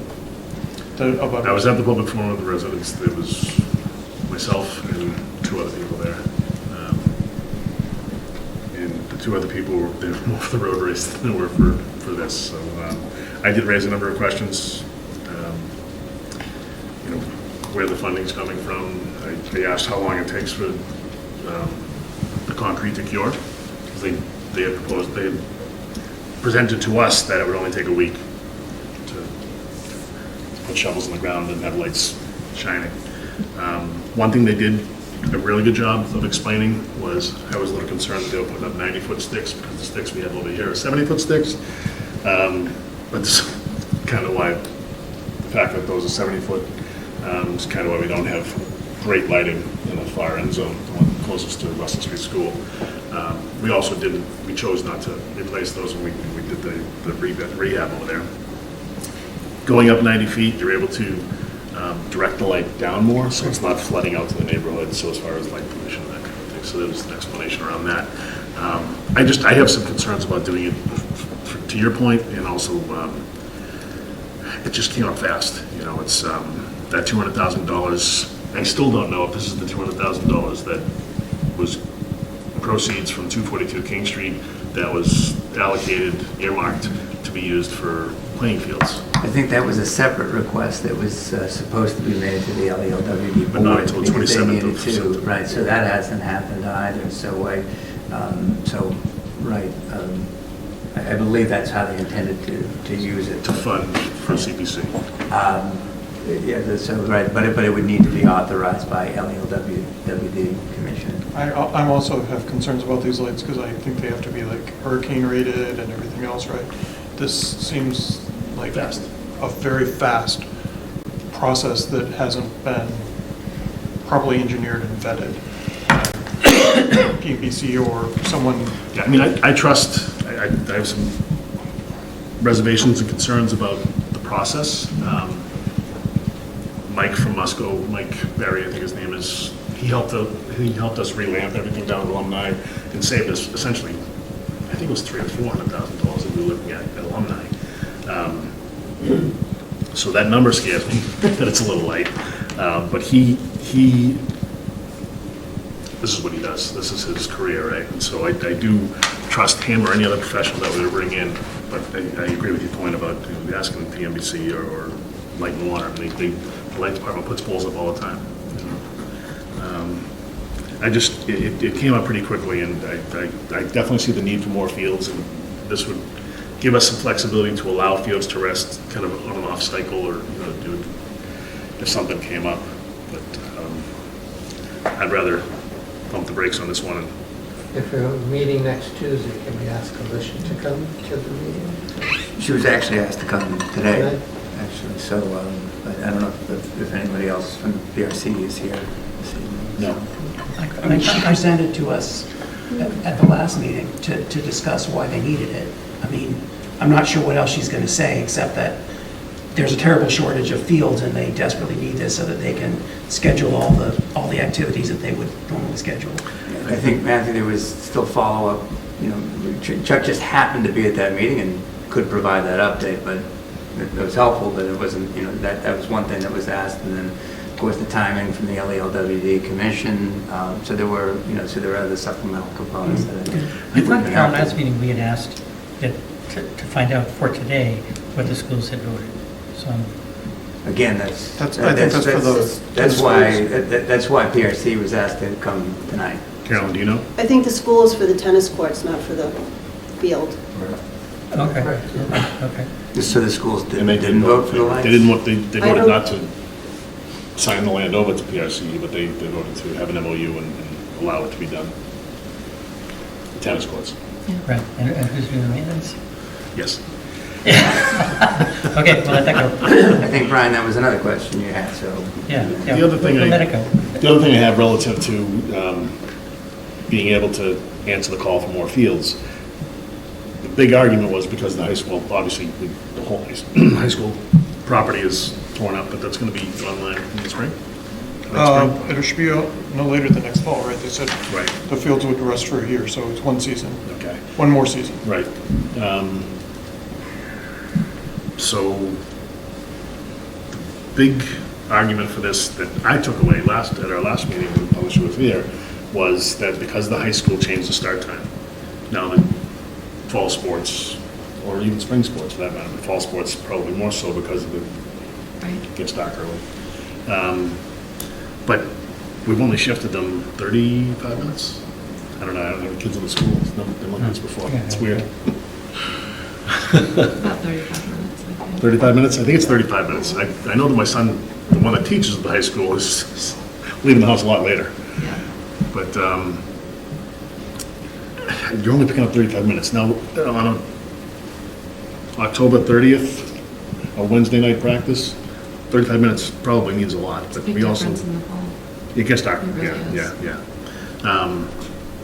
But we also could make more use of the field next to the middle school that does have lights that were put up by the light department for the youth football and cheer program. There's only 2 poles there. It would probably have to be subsidized in some way, shape, or form. The recommendation I made to Park and Rec when I was at the meeting last week was maybe invest in some portable lights. And you can only go up, I think, maybe 20 feet with those, so it's not ideal, but they're portable. And then if you know, you're having a fire or ice, you can use those lights. Or actually in this parking lot, when we leave meetings, we can use more light. I'm confused a little bit on the timing you mentioned. You said one more season, Right. So. not counting summer. Yeah, there's no youth sports over the summer. There's lots Camps. There's a lot of use of this fields over But the because summer. the schools But the aren't schools are open, using their the fields, field. I think the pressure is lighter. So I would just point out that there's a lot of different issues at play here, and we've mentioned them all, but we haven't really looked at them holistically, which is the change in the school start times, the loss of the fields in the high school, the increase in registration, and the loss of St. Anne's. So it's. That can be remedied. But it hasn't been, and so. It's on that. And so, what Parks and Rec is looking at isn't just one issue of, well, if we can, once the high school things are back, once the high school fields are back, we'll be okay. They won't be okay, right? We've needed more, we've had a backlog of needs in terms of field space since before all these other things started coming down. Go ahead. So I do see this as a long-term solution. Or having more long-term use than perhaps, might appear at first blush. I agree that we have bigger issues with park space than the high school fields, but I don't think this solves those issues. We'd be much better off developing a new field than putting lights on this field. One thing we don't use is we don't use Shaker Lane. There used to always be soccer nets at Shaker Lane. Yeah, why They is don't, that? it's never used. I don't know why. I don't know why. It hasn't been used. I've taken my kids to practice at Shaker Lane. You have? Mhm. For soccer? No, it was flag football, I think. Okay. But- And that's Yeah, that's fields probably are the fields. coach just saying, there's grass, that's all we need, let's go. Yeah, but it's, it's a need. It's kids who need And space. theoretically, we have a field that could perform. We could do something there. That's gonna be, at least, that's gonna be more than 200, but. No, but I mean, if we mow it, we can put soccer nets out there from no practice on. That's true. The other factor is just the weather. I just came from filming the boys varsity soccer where they won 3-0. Yay. Nice. But the game got moved from corporate to alumni because of the rain. Yep. And the folks there were saying that they haven't been able to have any games except on except on turf. And it's astonishing to me that I'm now saying, gosh, we need some more turf fields. And You okay? I know. It's crazy, man. But so, I mean, people were talking about, maybe the real thing with Kerper is turf Kerper.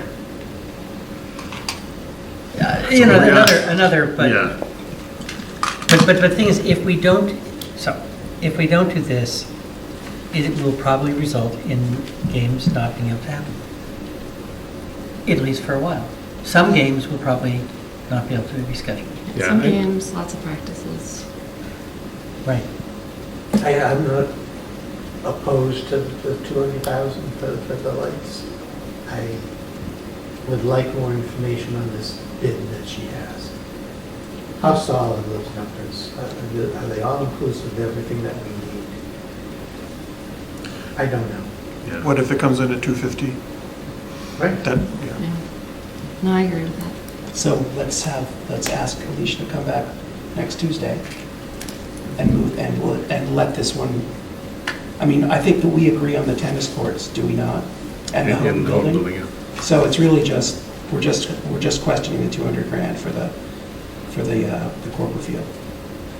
Is it your understanding that the $200,000 is coming from that grant that was given from 242 King Street that's going to be put into the CPC funds? I think it's Add to the blend? understood, but they haven't voted for it. But I think Right. Alicia has been in contact with the Light and Water Department to, or the commissioners, maybe it's the commissioners, that she's spoken to about it, but I don't know if they promised her, or if they've just said, yeah, we're gonna vote on it, but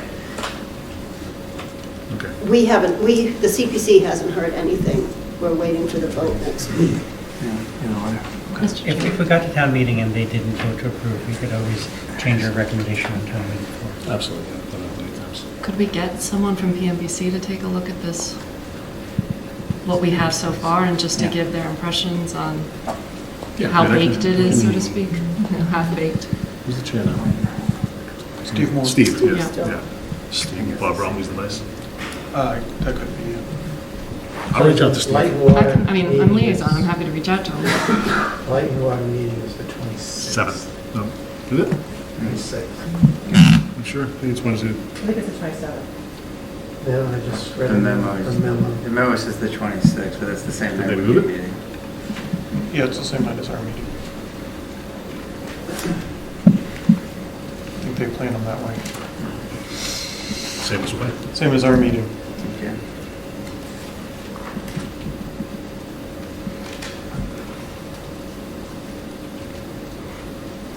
I don't know, I have like 3 other meetings that night. Still not going. Yeah, I'm looking, I'm trying to look. I think it's Wednesday the 27th, Steve. That's what was mentioned, yeah, at our last meeting. Nick was here for something. Just in her memo. Yeah, we were both looking at the same thing. Did it say Wednesday the 26th? Might have just put a typo? The Well, we can 27th confirm that. is That's the neither here nor after there. last It's meeting. going to be after we submit the warrant, right? Well, For if we print. vote on it, yeah, I think the target date as to when this would be going to the printer is, it'd be Thursday, September 28th. We can always insert a contingent on a vote. Yeah, I mean, that's a possibility, you know, there could be a motion on the floor at town meeting, that's a possibility, but, you know, obviously, the more information we have at hand, both boards can But vote on. does that matter? I mean, the 200,000 is going to be spent through CPC one way or the other. It's just a matter of whether the funds are coming from, you know, a regular bucket or from this gift from 242, right?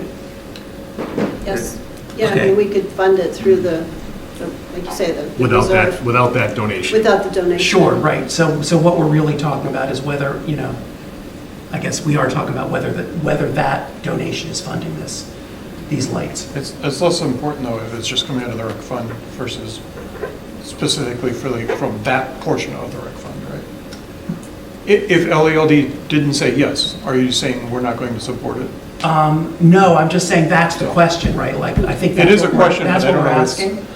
Or are you asking more in general, like, even if LELD supports it, we're not interested in using the money for that? I think the LED, whether LELD supports it or not is immaterial to our vote. Okay.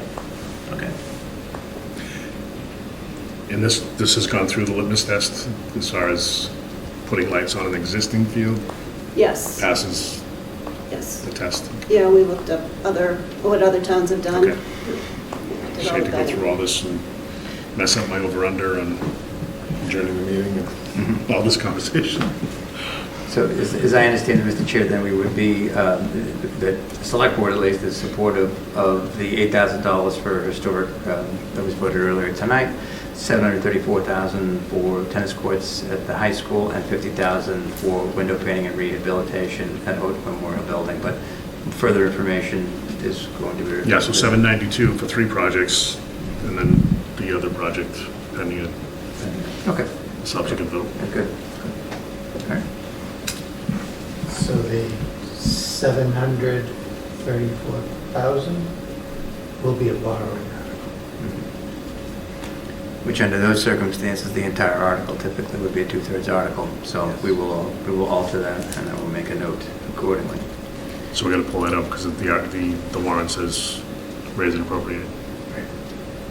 So there'll be an additional article? Separate borrowing article? I think you could word it so it's raise and Service, appropriate or borrow something. Okay. Yeah. Okay. break that one item up separately. Either, And to your point, if change we- the vote accordingly. So- It would be nice to break it up too, in case there's questions about that. I mean, I see a lot more questions about that than the windows or the town clerk records. I just would hate to see them sunk because of in the call, the articles or something like that. Okay, well, we can work on We've the done it details. before, but So on the article, it's there, the 50,000 from rec for window painting, I think that's historical resources, right? Yes. There was some talk too as far as an agreement on the tennis courts, Thank you, especially Mark. at the school or park and rec, and how the maintaining is going to go forward. Has that been determined yet? There's going to be an MOU. There is, okay. Yeah. Sorry. Justin sent an update out.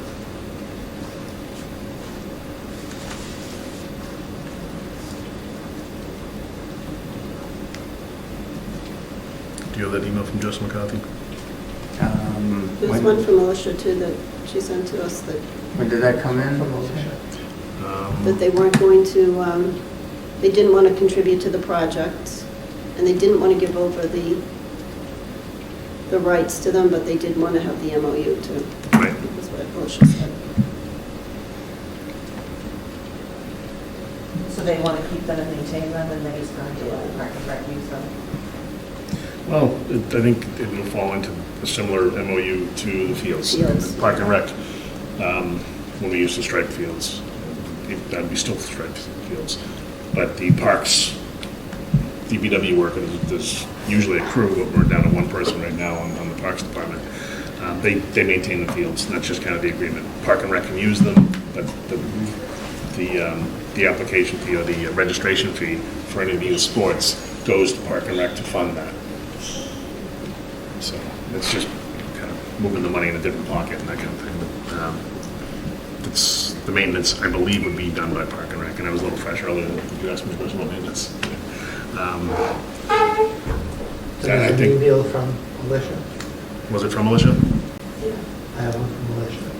So the school committee voted to approve the construction of the tennis courts at Littleton High.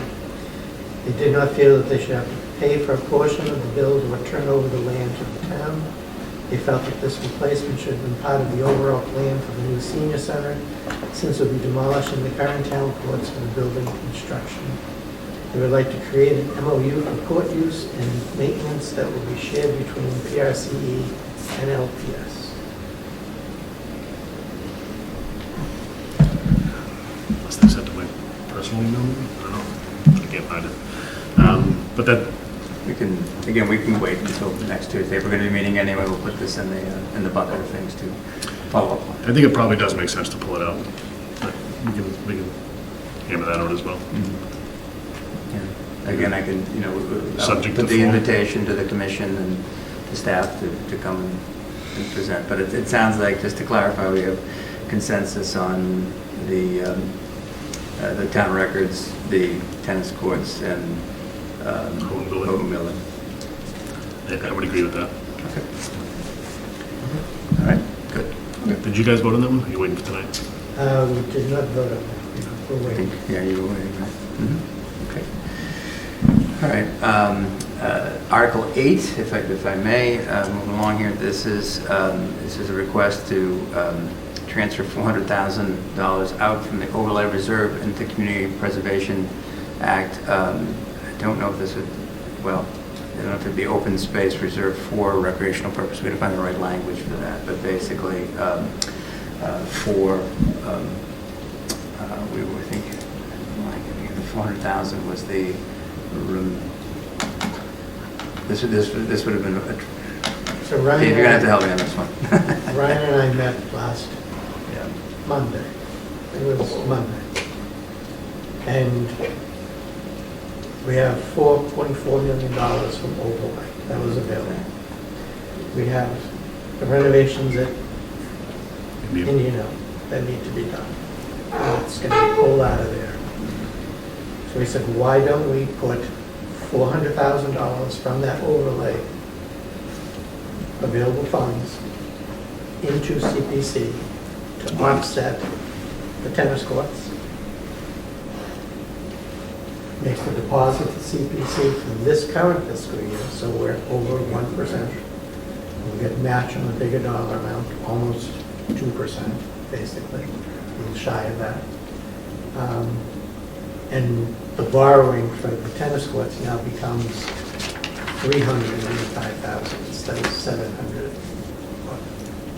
335 instead of 735. So it kind of satisfied two things. Yeah. You have a deposit to CPC. CPC would be happy about that. Look, it's not. Yes, I told Steve we were happy. And we're offsetting some of the costs for the tennis courts at the same time. What we can do moving forward, and Ryan and I came up with this in finance, and at the meeting with the finance committee the other night, came up with another piece of puzzle. Move forward. This kind of all goes into the extra 1% that we're talking about, and the things that we can do. When we pay this debt service, we can issue a ban for this 335, 334. We can pay it off in 3 years. The town can budget the funds, send it to CPC. They get the match, CPC sends it back to the town to pay the debt service. It's extra funds going into CPC. So it raises up the match, the We blend. get an extra match. Right. We can do that 3 years in a row. And if we include the current debt service they're paying for the land purchase Roll it in, before yeah. the $60,000, we're almost up to $200,000 extra for the next 3 years. It doesn't. Where do I sign? Exactly, right? And this is just thinking, Ryan and I, off the top of our heads, for no time at all. Imagine if we all put our heads together, what we could do. I'm bringing you my checkbook. Thank you. So this is, I think Steve just covered, so this is for Articles 8 and 9. So 8 is a transfer of the $400,000, and Article 9 is a transfer of the $4 million into the Capital Stabilization Fund. And I think as we talked about too, some of this is, I think we have actually consensus. that's wrong too. So in the description it says for additional capital expenditures related to the center of Static Street, and I think what we're in fact actually doing here would be for Indian Hill. And, Thank you. I was like, what? Did we change our minds here all of a sudden? No. Yeah, we've had many hands on this current draft, so Yeah, I think going a lot through. with it One all of the cleaned up. things that we should be, cognizant of moving forward is we're putting this $4 million in for Indian Hill. We can't forget that it's $4 million for Indian Hill. We're taking $400,000 out for the project, right? The tennis courts. No, for the project. Yeah, right, that's right, yeah. The feasibility, We whatever put it in is. $637,000 at last town meeting for Indian Hill. Yeah, That's right. So, I mean, these are the things we have to remember that we actually said. So, Yeah. I don't know who wants to be the keeper of the records, but we need a keeper of the records too. I think you're doing a heck of a job. Do we I'm need, so Do I hear a solemnly second? do we need more individual accounts so that we don't have this encumbrance problem? I wonder if we need a stabilization account for a bunch of these big I mean, projects.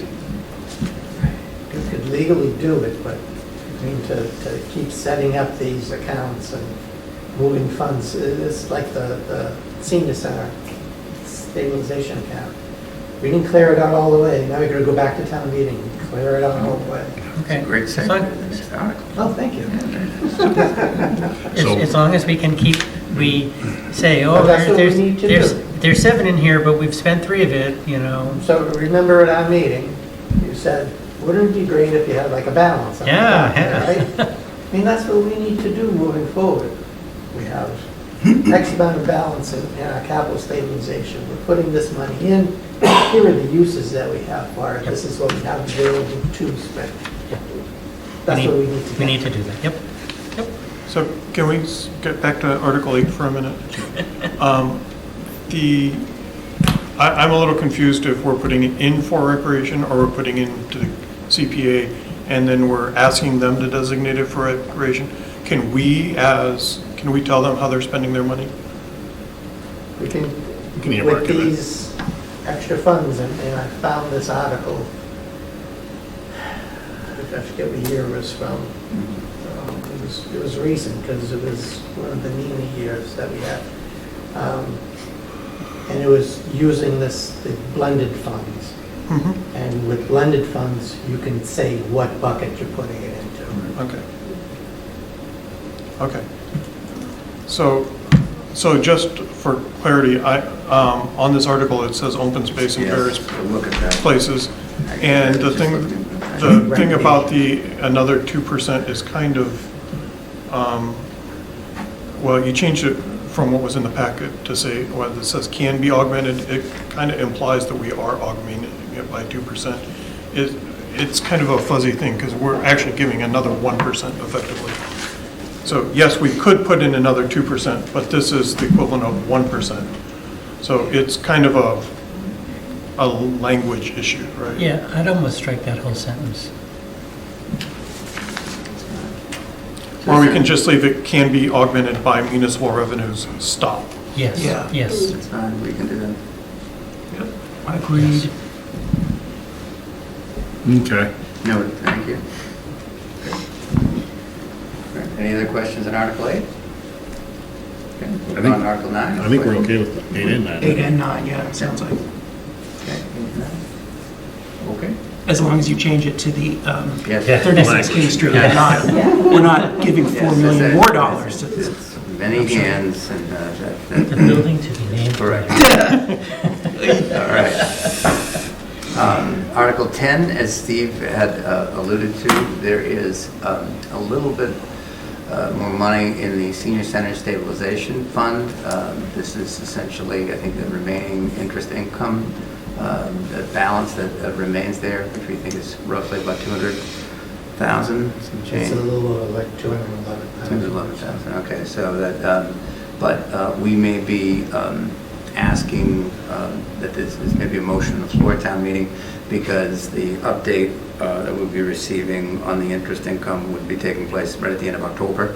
So we want to put the full amount there at that time. But that's the intention of this article. And then put it toward the project itself. Any questions? Seems uncontroversial. We're not asking to increase the dollar amount on the project, we're just taking funds. It's in the reserve toward the project, right? We would make sure that we borrow less. Less, right. 211,000 borrow, less than we can borrow. Article The 11. budget. Correct. Okay, makes sense? Okay. Article 11, I think this was something else we were asking PRC to come and explain. Fred, I think you had asked for a run rate on this, and I asked, and they're not here, so I think we can push that to Tuesday, if that's okay. So not asking any action on that article there. Okay. So next up, Article 12. This is a request to spend $82,251.51 for the fiscal year 2024 component of the town responsibility for the sewer betterment. So I think this was is this a raise and appropriate? If we had this in, so to raise and appropriate $82,251.51. This is the first 10% payment? Okay. That's right. Yep. Sure. Okay. That's Article 12. Article 13. Steve, do you want to take this one? This one's Trust fund commissioners. $6,000 for the trust fund. The trust fund commissioners have this fund, the Bradford Sampson. Bradford Sampson Animal Relief Fund. And for years, we were funding a program for EHS, for veterinary services for elders who couldn't afford. We were giving them, I think, $4,000 per year, and they weren't spending at the same rate we were giving them the money. So I think it was maybe 2 years? 2 years. 2 years that the commissioners didn't fund it because there was still funds left over. Liz got back to us this year and said they ran out of funds, which I guess is a good thing. And we're doing $6,000 to them to continue the program. Ryan asked me a question, why this has to go to town meeting? And my response was, 2 out of our last 4 finance directors said we needed to, so. Not quite a majority, but. So that's what we do. We've done this, we've brought it to town meeting in the past, so we'll continue to do that. Pretty straightforward. Okay. Any questions? No. Article 14, Steve Yonley had discussed earlier regarding Foster Street, the right-of-way takings. And again, there is no financial implications to this. Well, I should say there's no financial implications. Steve has funds within his budget that he should be able to cover this. I think that the total cost is less than $10,000. So that's his plan to cover that. So. Article 15, I'm going to ask to reserve action tonight, but big picture, what we're looking to do with this, this was primarily a request from the town clerk to strike dated entities from town code, or entities that haven't met in a number of years. First being the school planning committee, which, as I understand, is no longer an active exercise. So there you go. One there's a recreation and playground commission, and now we are now the Parks and Recreation Commissioners. So we want to clean that up a little bit. There was also, I believe, a youth advisory council. It was established in 1980, which I don't think has met frequently. So things like that. So that. Again, I want to look at this language again and go over it with town council to make sure that this is solid, and I present it back on Tuesday. The item 6 is something that the select board had discussed, and what this would be a revision to the town administrator selection committee. Basically, we want to keep the town administrator selection committee in the town code, but by adding a section 2, that would give the select board the option of choosing a different methodology to select the town administrator if they were so to choose. So I think maybe this is probably a good time if you have any feedback, any of the select board members regarding section 2 of 6, subsection 2, if you have any recommended changes. I think it's just probably important to note that this was codified when we didn't have an assistant. So by giving the select board a little bit more leeway, if we have somebody that's in place and we wanted to move forward with that person and then maybe do a selection process for the assistant, it just gives us that flexibility to be able to do that and just forego the task. Right now, we can't forego the task ever. So, do we want to be by a majority or supermajority vote? Supermajority. I think the language is vague enough that I would be more comfortable with the supermajority. So instead of alternatively, the select board by a supermajority vote, parens 4 out of 5. Yeah. Okay. Because an alternative method for recruitment, screening, or hiring processes. It's pretty vague. I mean, that's plenty of room. Intentionally. Yeah. So I think we need a balance there. Okay.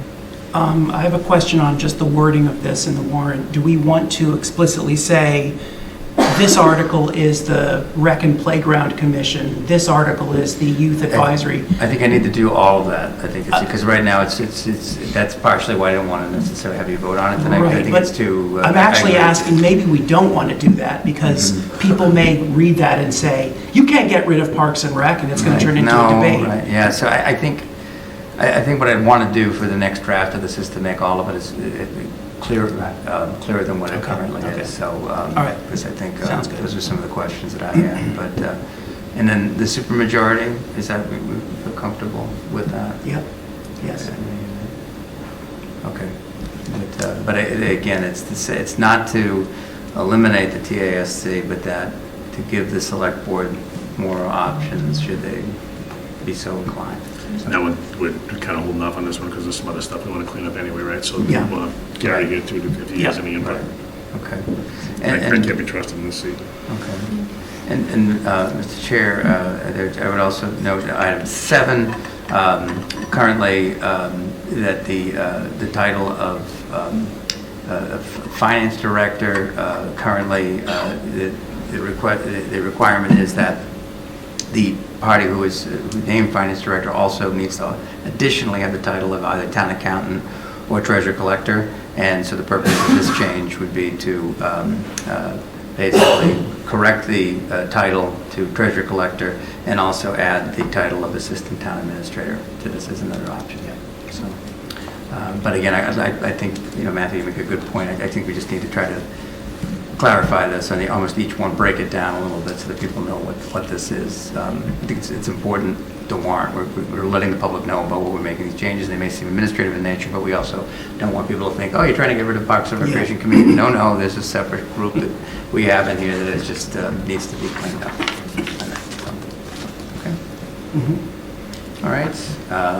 Along that same theme of cleaning up old articles, this is a proposal to eliminate some positions that we have appointed via statute.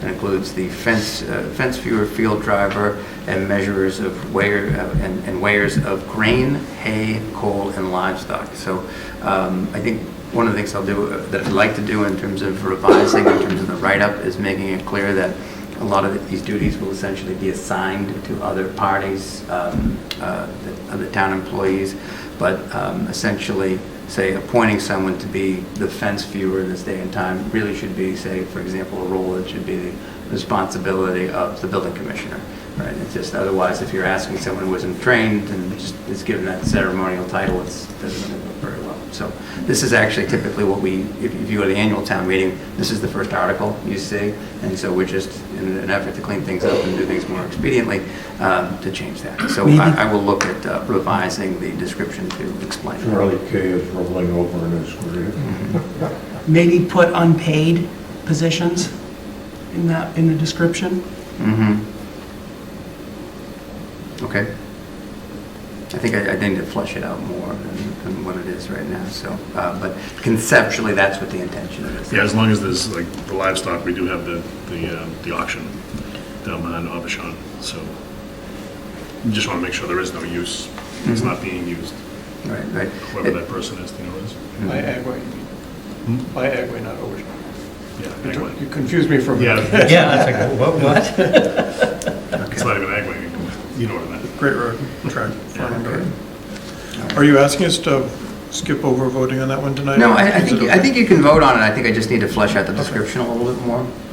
So that one, I feel stronger about that. So I think you can vote on 16. Yeah, it's just a little housekeeping. No, I was fine with it. I was just asking. Okay. Okay, Matthew, you go and that ahead. brings us to Article 17, which is to increase the Community Preservation Act contribution from 1% to 2%. So there's a lot of discussion about this, and Steve had started that conversation earlier about. So at our meeting on Tuesday, we had a consensus that the meeting was 6-0, but Brian has since told me that. No, I've rechanged my mind. Brian flip-flops. So we had a consensus of 6-0 at our meeting not to approve this, not to recommend this article. We didn't officially vote. Some of the reasons why we did this, simply by the fact that there has not been a spending plan put in place from the CPC. Went to our town policy. And it says, Board of Selectmen, Finance Committee, and Community Preservation Committee shall annually adopt, review, and update a long-range plan for the use of blended CPA funds for the next 10 to 20 years including the 1% CPA property tax surcharge. We haven't done that. Shame on us, we haven't done that. We also had a capital plan that we asked the department heads to put out for 5 years. When we get that capital plan, we say, how much money do we have to spend this year? We look at year one, we prioritize them, whatever falls out, we say, okay, we'll think about that next year, but we don't take it to the next step and say how much we have to spend to fund those things for the next year. Our capital plan is also not inclusive of projects such as fields or open space purchases that we want. It should be. It should be all-inclusive. And to that point, that's where that meeting would come in. We take that capital plan, we flush it out with the two boards, we bring CPC into it, we ask them, spending plan, what's your buckets, this is what we have in our 5 to 10 year plan that we're going to be looking at. These are the monies we need in CPC, and then we can work on a plan to fund that. 10-minute conversation with Ryan came up with $400,000. Thinking about the debt service again, $200,000 each year for the next 3 years. That's just one little piece of it. And I know that the goal that Carolyn keeps talking about is to get them to 3% so we can get the bigger match. Absolutely. The match is great. We can't earn that much money. It's free money to the town. But you're also having opportunity costs there with that money. You have to put 800,000, let's call it 400,000 each 1%. It's a little bit more, but let's call it 400,000. So you're putting $800,000 away to get 20%, 160. So that's really good, sure. But you have an opportunity cost. Now you're limited in what you can spend that $800,000 on to those items that are allowable under the CPC. We have a lot more needs in this town. I'm not saying it's not important, but if you think of it as 3 little buckets as we move across, we have free cash and capital stabilization. We have total control over those funds. Yeah. We can say, these are the projects that we have, we look at that capital plan, we can allocate those dollars. We can say these funds need to go to CPC. That's the next phase. CPC moves it away, we have a little less control, only because it's limited in what we can spend it on. It still goes to town meeting. CPC, in the past few years, has taken that housing bucket and sent it over to the affordable housing. And I know there's a couple of members from the affordable housing. Go ahead, don't sugarcoat it, it's fine. I mean, no. But once it gets to that phase, we totally lose control of those funds. It's out of the town's hands. It's onto those trustees, as it should be, but the town has no say on it. They're sitting on $1.5 million, CPC sitting on $2.5 million, and I don't see any spending plan in either of those two committees. And we had them in for that joint meeting, asked them point blank, all doing great work, but there's no spending plan in place. So with all those things, for us not meeting, not coming up with plans, not doing our work, I find it hard to ask the people of this town to spend more in taxes as taking, I'll say it, is the easy way out of this problem. We should do our homework first. And if we try for a year, maybe 2 years, and we can't do it, absolutely go back to the town and say, we tried, we can't do it, we need your help. But until we go through that process, I know I can't support this, and the Finance Committee is not supporting it. The policy doesn't support it. I think, I mean, you make a compelling case. I think that the only problem with a spending plan for CPC funds is the lumpy nature of the expenditures. You know, the next article, the next warrant article is a great example of something that comes up, purchase land, for the purposes of open space or preservation, which we can't foresee. So you look at 5 years down the road, sure, we can estimate that half the budget could be spent, but the truth is that 70% of it may go to one single purchase. My answer to that? Yeah. In this plan that we do, the spending plan, we have, it's one of the items, purchase 20 acres of land every 2 years or something. We put money aside for that. When you think of what that bucket needs to be, it only needs to be 1 year of debt service to get us through the first year. And then we have an obligation that we need to fund each year, and we need to find a way to fund that debt service. But you don't need to pay cash. Okay. You don't need to pay 100% of those dollars in year one. So I agree with we don't have to pay cash, but if we go back a few years, I believe the CPC had a lot of debt service, and they were limited in what they could have done 4 or 5 years ago. CPC has $60,000 worth of debt service. But didn't they have a lot more a few years ago? I mean, there were things that we were talking about that I thought from sitting on town meeting floor, it seemed like they were limited a few years. They might not be now. So what I'm proposing now is, and we'll include that $60,000 that they're paying, as well as the debt service they're going to do in the tennis courts. Town budgets for it. It comes out of the town's operating budget as a deposit to CPC. CPC takes those deposits, they get their match, they send the money back, we pay the debt service. So instead of the open space bucket going down by $60,000 each year, it stays the same, because we're putting 60 in, taking 60 out. It's like they're getting a raise. That's $200,000 for the next 3 years that we came up with, just by talking about one article here. We haven't even looked at the financing plan. We haven't even looked at the $4 million that we're putting in, with probably something more along the lines of $3 million if we're already spending $400,000 as part of that 3.2 that we had. So there's available dollars there. We just need to look at our spending plan and assign dollars to it. We're not doing that. So do you believe if we look in our spending plan, we're going to find the 2% or the 1%? I'm certainly not saying that we're going to find 2% each year. No. Can we find 1%? I think we can. So I think we're halfway there for the next 3 years. I agree with that, but I think this article was to get us to 3 by the town finding the other 1.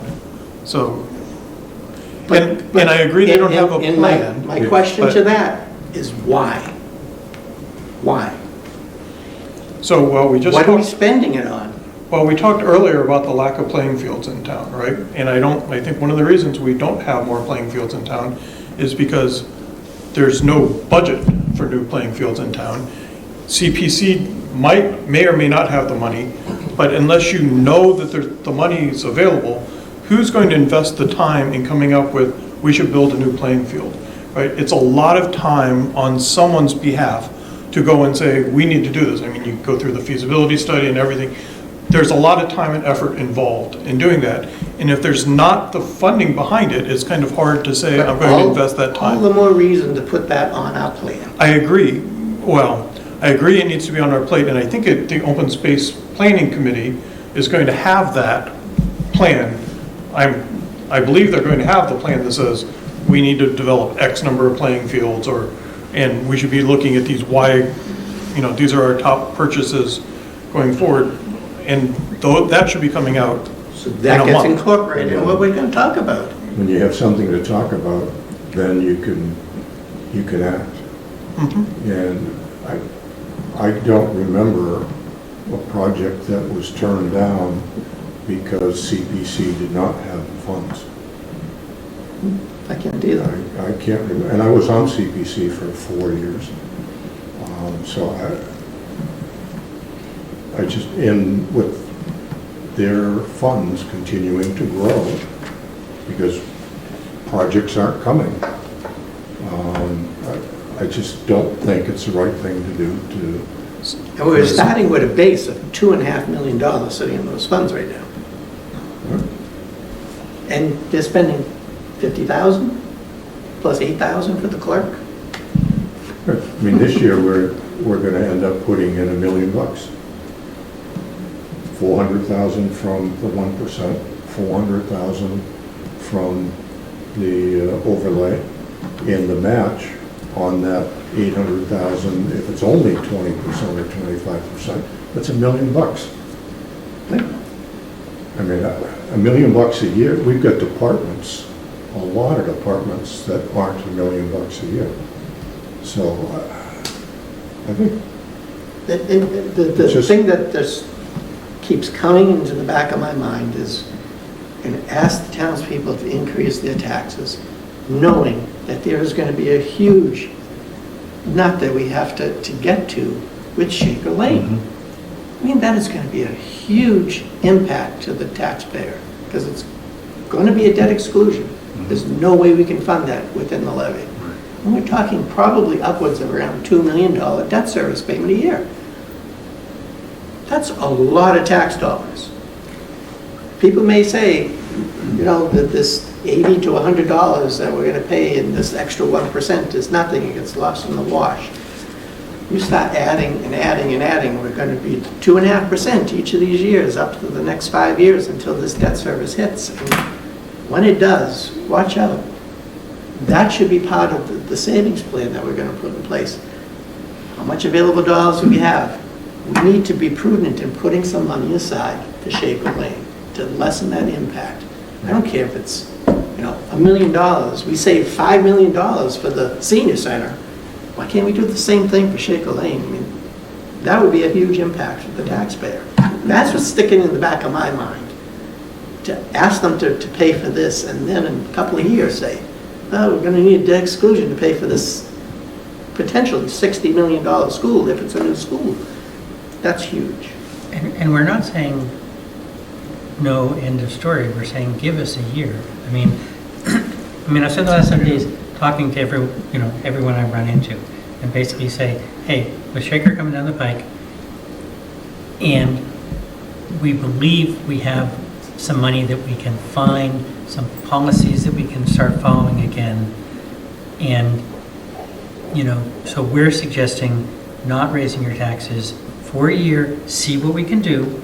If we don't do it, there's nothing stopping us from coming back. Every single person I spoke to said, figure it out and come back in a year. I mean, every single person said that to me. I think we owe it to the taxpayer to try at least. We really do. We haven't done what our only policy says. We are sticklers in following the financial piece of it and the operating budget.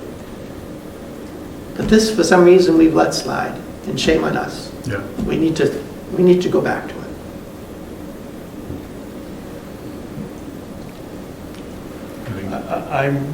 I'm concerned that if we don't do it, we're not going to do it. I mean, this was presented to us a while ago. We've known this has been coming for 8 months now, and we're no closer to developing a policy than we were 8 months ago. So, we say that we have the exact same policy that we haven't been following. We're no closer to coming up with how we're going to fund the 2 or 3% than we were 8 months ago, other than transferring this. Well, we might not get to 3%. Over the course of the next year, we might not get to the 3%. We might not get the full match, but we'll put in as much as we can so we can get more match, more than the 1% match. Half an hour ago, you didn't know you had that $400,000 that's going in this fiscal year. That didn't exist. So that increases the And match. we could have easily have avoided that and put the $4.4 million in capital stabilization. And I think they're saying, like, let's follow the policy for a year and see if we can come up with the 1%, rather than ignore the policy as we've done. You're right, we're not any closer today, but we might be closer tomorrow if, And we're not behind by not doing it now because we have the money for this year, so. We're ahead of the game already. Yeah. Yeah, I think we're better off than we were 2 weeks ago. We said we've been remiss. We, as in Steve, as it usually is in this town, let's just acknowledge that. Put some effort in and move the dial. So are we saying we're going to find 2%? We're going to get to 2% this next year because of the 400,000? I'm saying we should put in what we can afford to put in. But And if the spending plan that we develop with CPC and these two boards says we need to put more money in, then we put more money in and we find it. But something else has to suffer because the pot is only so big. That's the opportunity cost referenced. Right.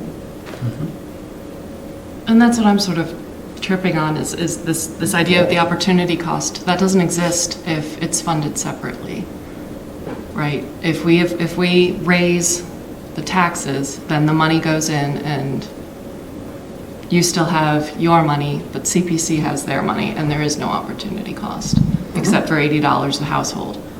Absolutely. And I think that mechanism is there so that a town can reflect its priorities. It bothers me a little bit that we are, to my mind, would be supplanting our judgment as to what the town wants, rather than giving them the opportunity to say, this is what we want. I prioritize the projects that the CPC, funds. I think as a resident, I should have the opportunity to say, yes, I would like to give $80 a year, and I would like it to be earmarked in this way. So that's what I'm tripping over, is that we're short-circuiting that ability of the residents to be able to say, this is our priority, this is who, this is the money that we want. This is an amount of money that we're willing to give for our priorities.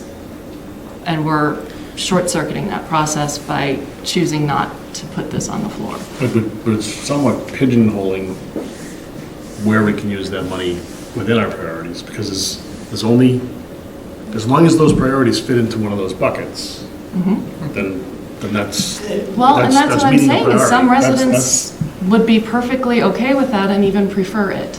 But I want a certain amount, I want $80 of my money every year to go towards recreation. I don't want it to go towards... Select board stipends. But but Not Karen, that. to what end, Karen? I mean, that's the thing that I'm having trouble grasping, is we can put money into this. There's $2.5 million sitting there now. It's been that balance for a few years now, because we're not spending out of that right now. So it's been building and building and building over the past few years. Why? To what extent? I mean, how much money needs to go in there each year? So you put the 2% in, you want extra, so 3%, so we're talking $1.2 million going in there, plus the match each year. That bucket gets huge. And my fear is that purchases come up that we ordinarily wouldn't do. But we look at that bucket and say, we got the money. We got to spend it somewhere. Let's buy this piece of property. But why is that a fear of yours? If the residents have said, we're funding this is how much money I'm putting in, I want $10 million in the CPC fund. Why is that wrong in your mind, if that's what the residents want? Because I'm thinking of the debt exclusion that's going to be hitting this town in the next 5 years. Right. That's why. And you think that debt exclusion, you think people are not going to vote for the Shaker Lane debt exclusion because of the CPC surcharge increase? At that point in time, I'm glad I'm not sitting in the Board of Selectmen, because your phones will be ringing off the hook when they get their tax bills. That's just the fact. It's a big impact. It's going to be a huge impact to the taxpayer. No, I'm not discounting that. Yeah, and the other thing I think of, I'm sorry. Sure.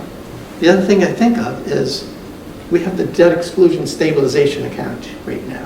And each year, we're taking $300,000 from that account and bringing down the excluded debt. $300,000 takes 17 cents off the tax rate. So why are we doing that if we're going to just turn around and say, well, give us the 1%, which is, it's going to raise $400,000 for the town, which is like 21 or 22 cents. Well, why are we doing it? In the other direction. Yeah. Well, why do it?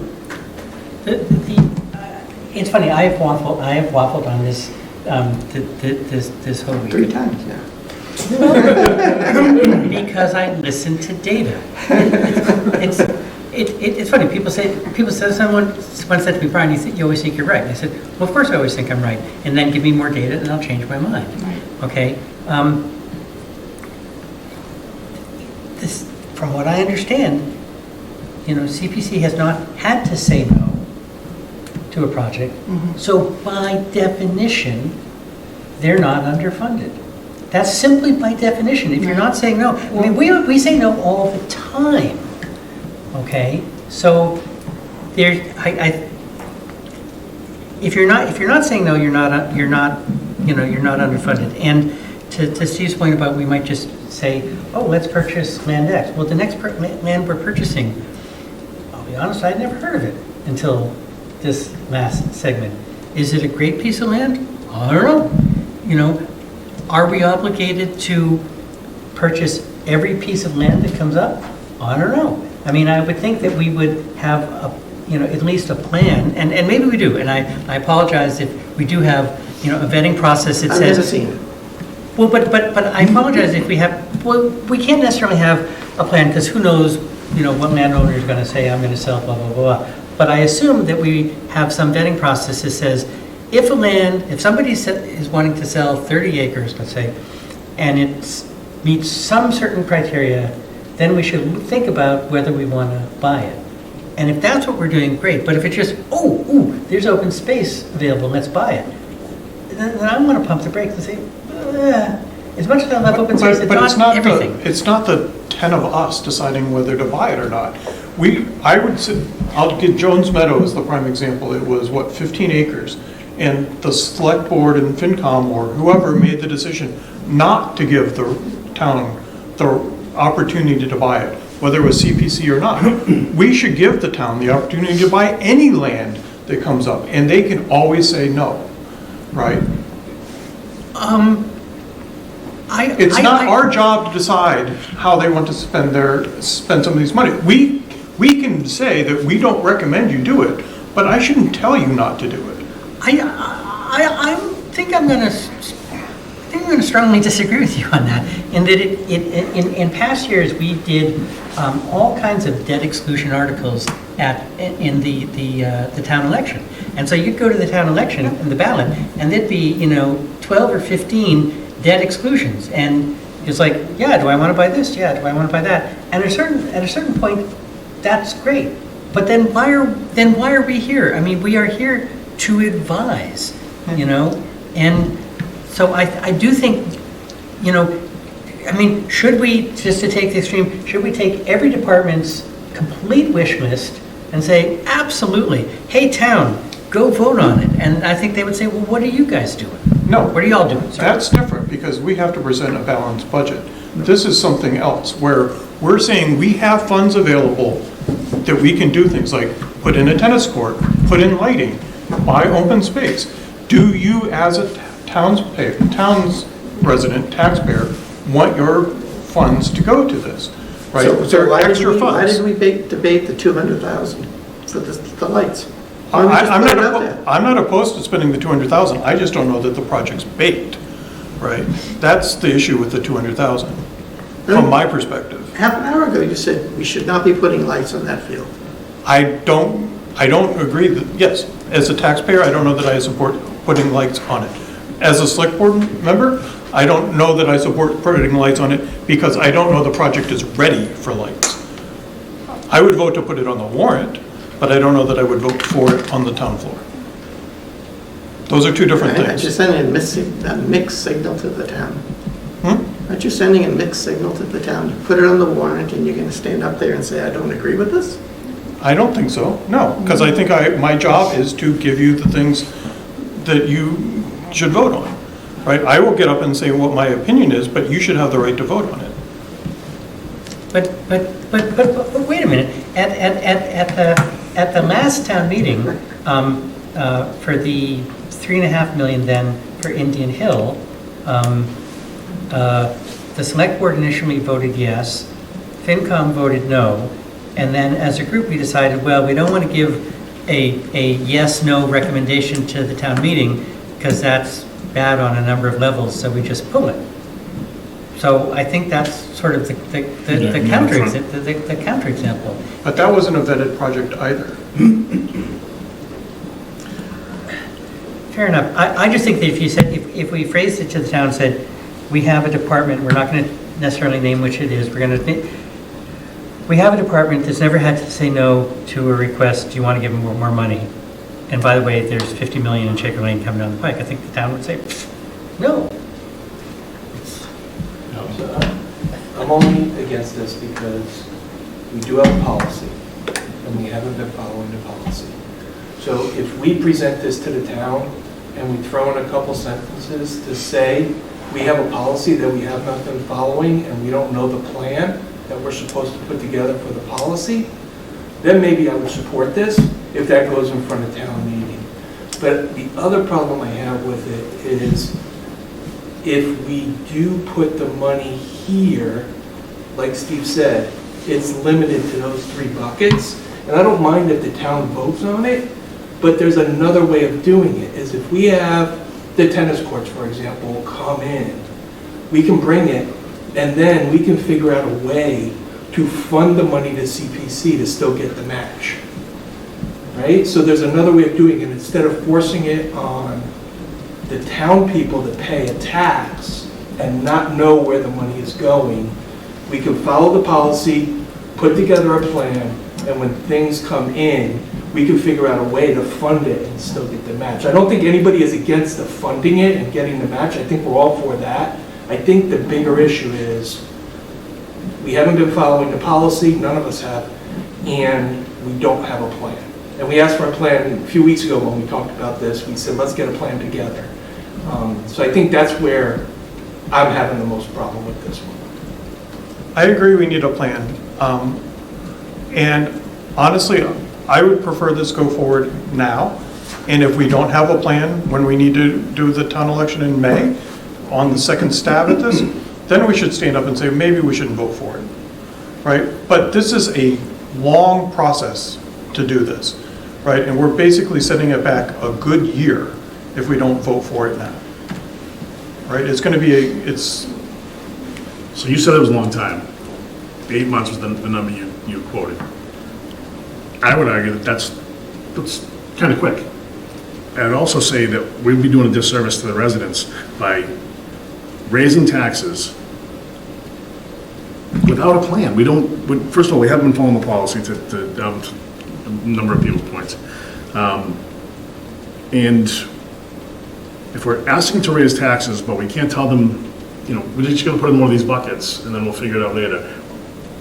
Now, we have had money, we have $2.5 million sitting there, and we haven't ever said no to a project through CPC. I think we're being irresponsible, and we get 2 jobs, basically, policy and budget. And I think would be, without following the policy and seeing what happens for at least 1 year, I'd probably want to extend that even. But without us, I wouldn't rush into increasing it by 1% or 2%. I think it's irresponsible for us to recommend that, and that's what we're paid to do, the stipend. Before this, if this is delayed, it comes back next fall, right? To get the timing right. We would have gone through a budget cycle by that point in time. We could see whether this has a shot to work or not. We can be able to tell very clearly. In the meantime, we just funded it an extra 1%, right? How are we behind the 8 ball right now?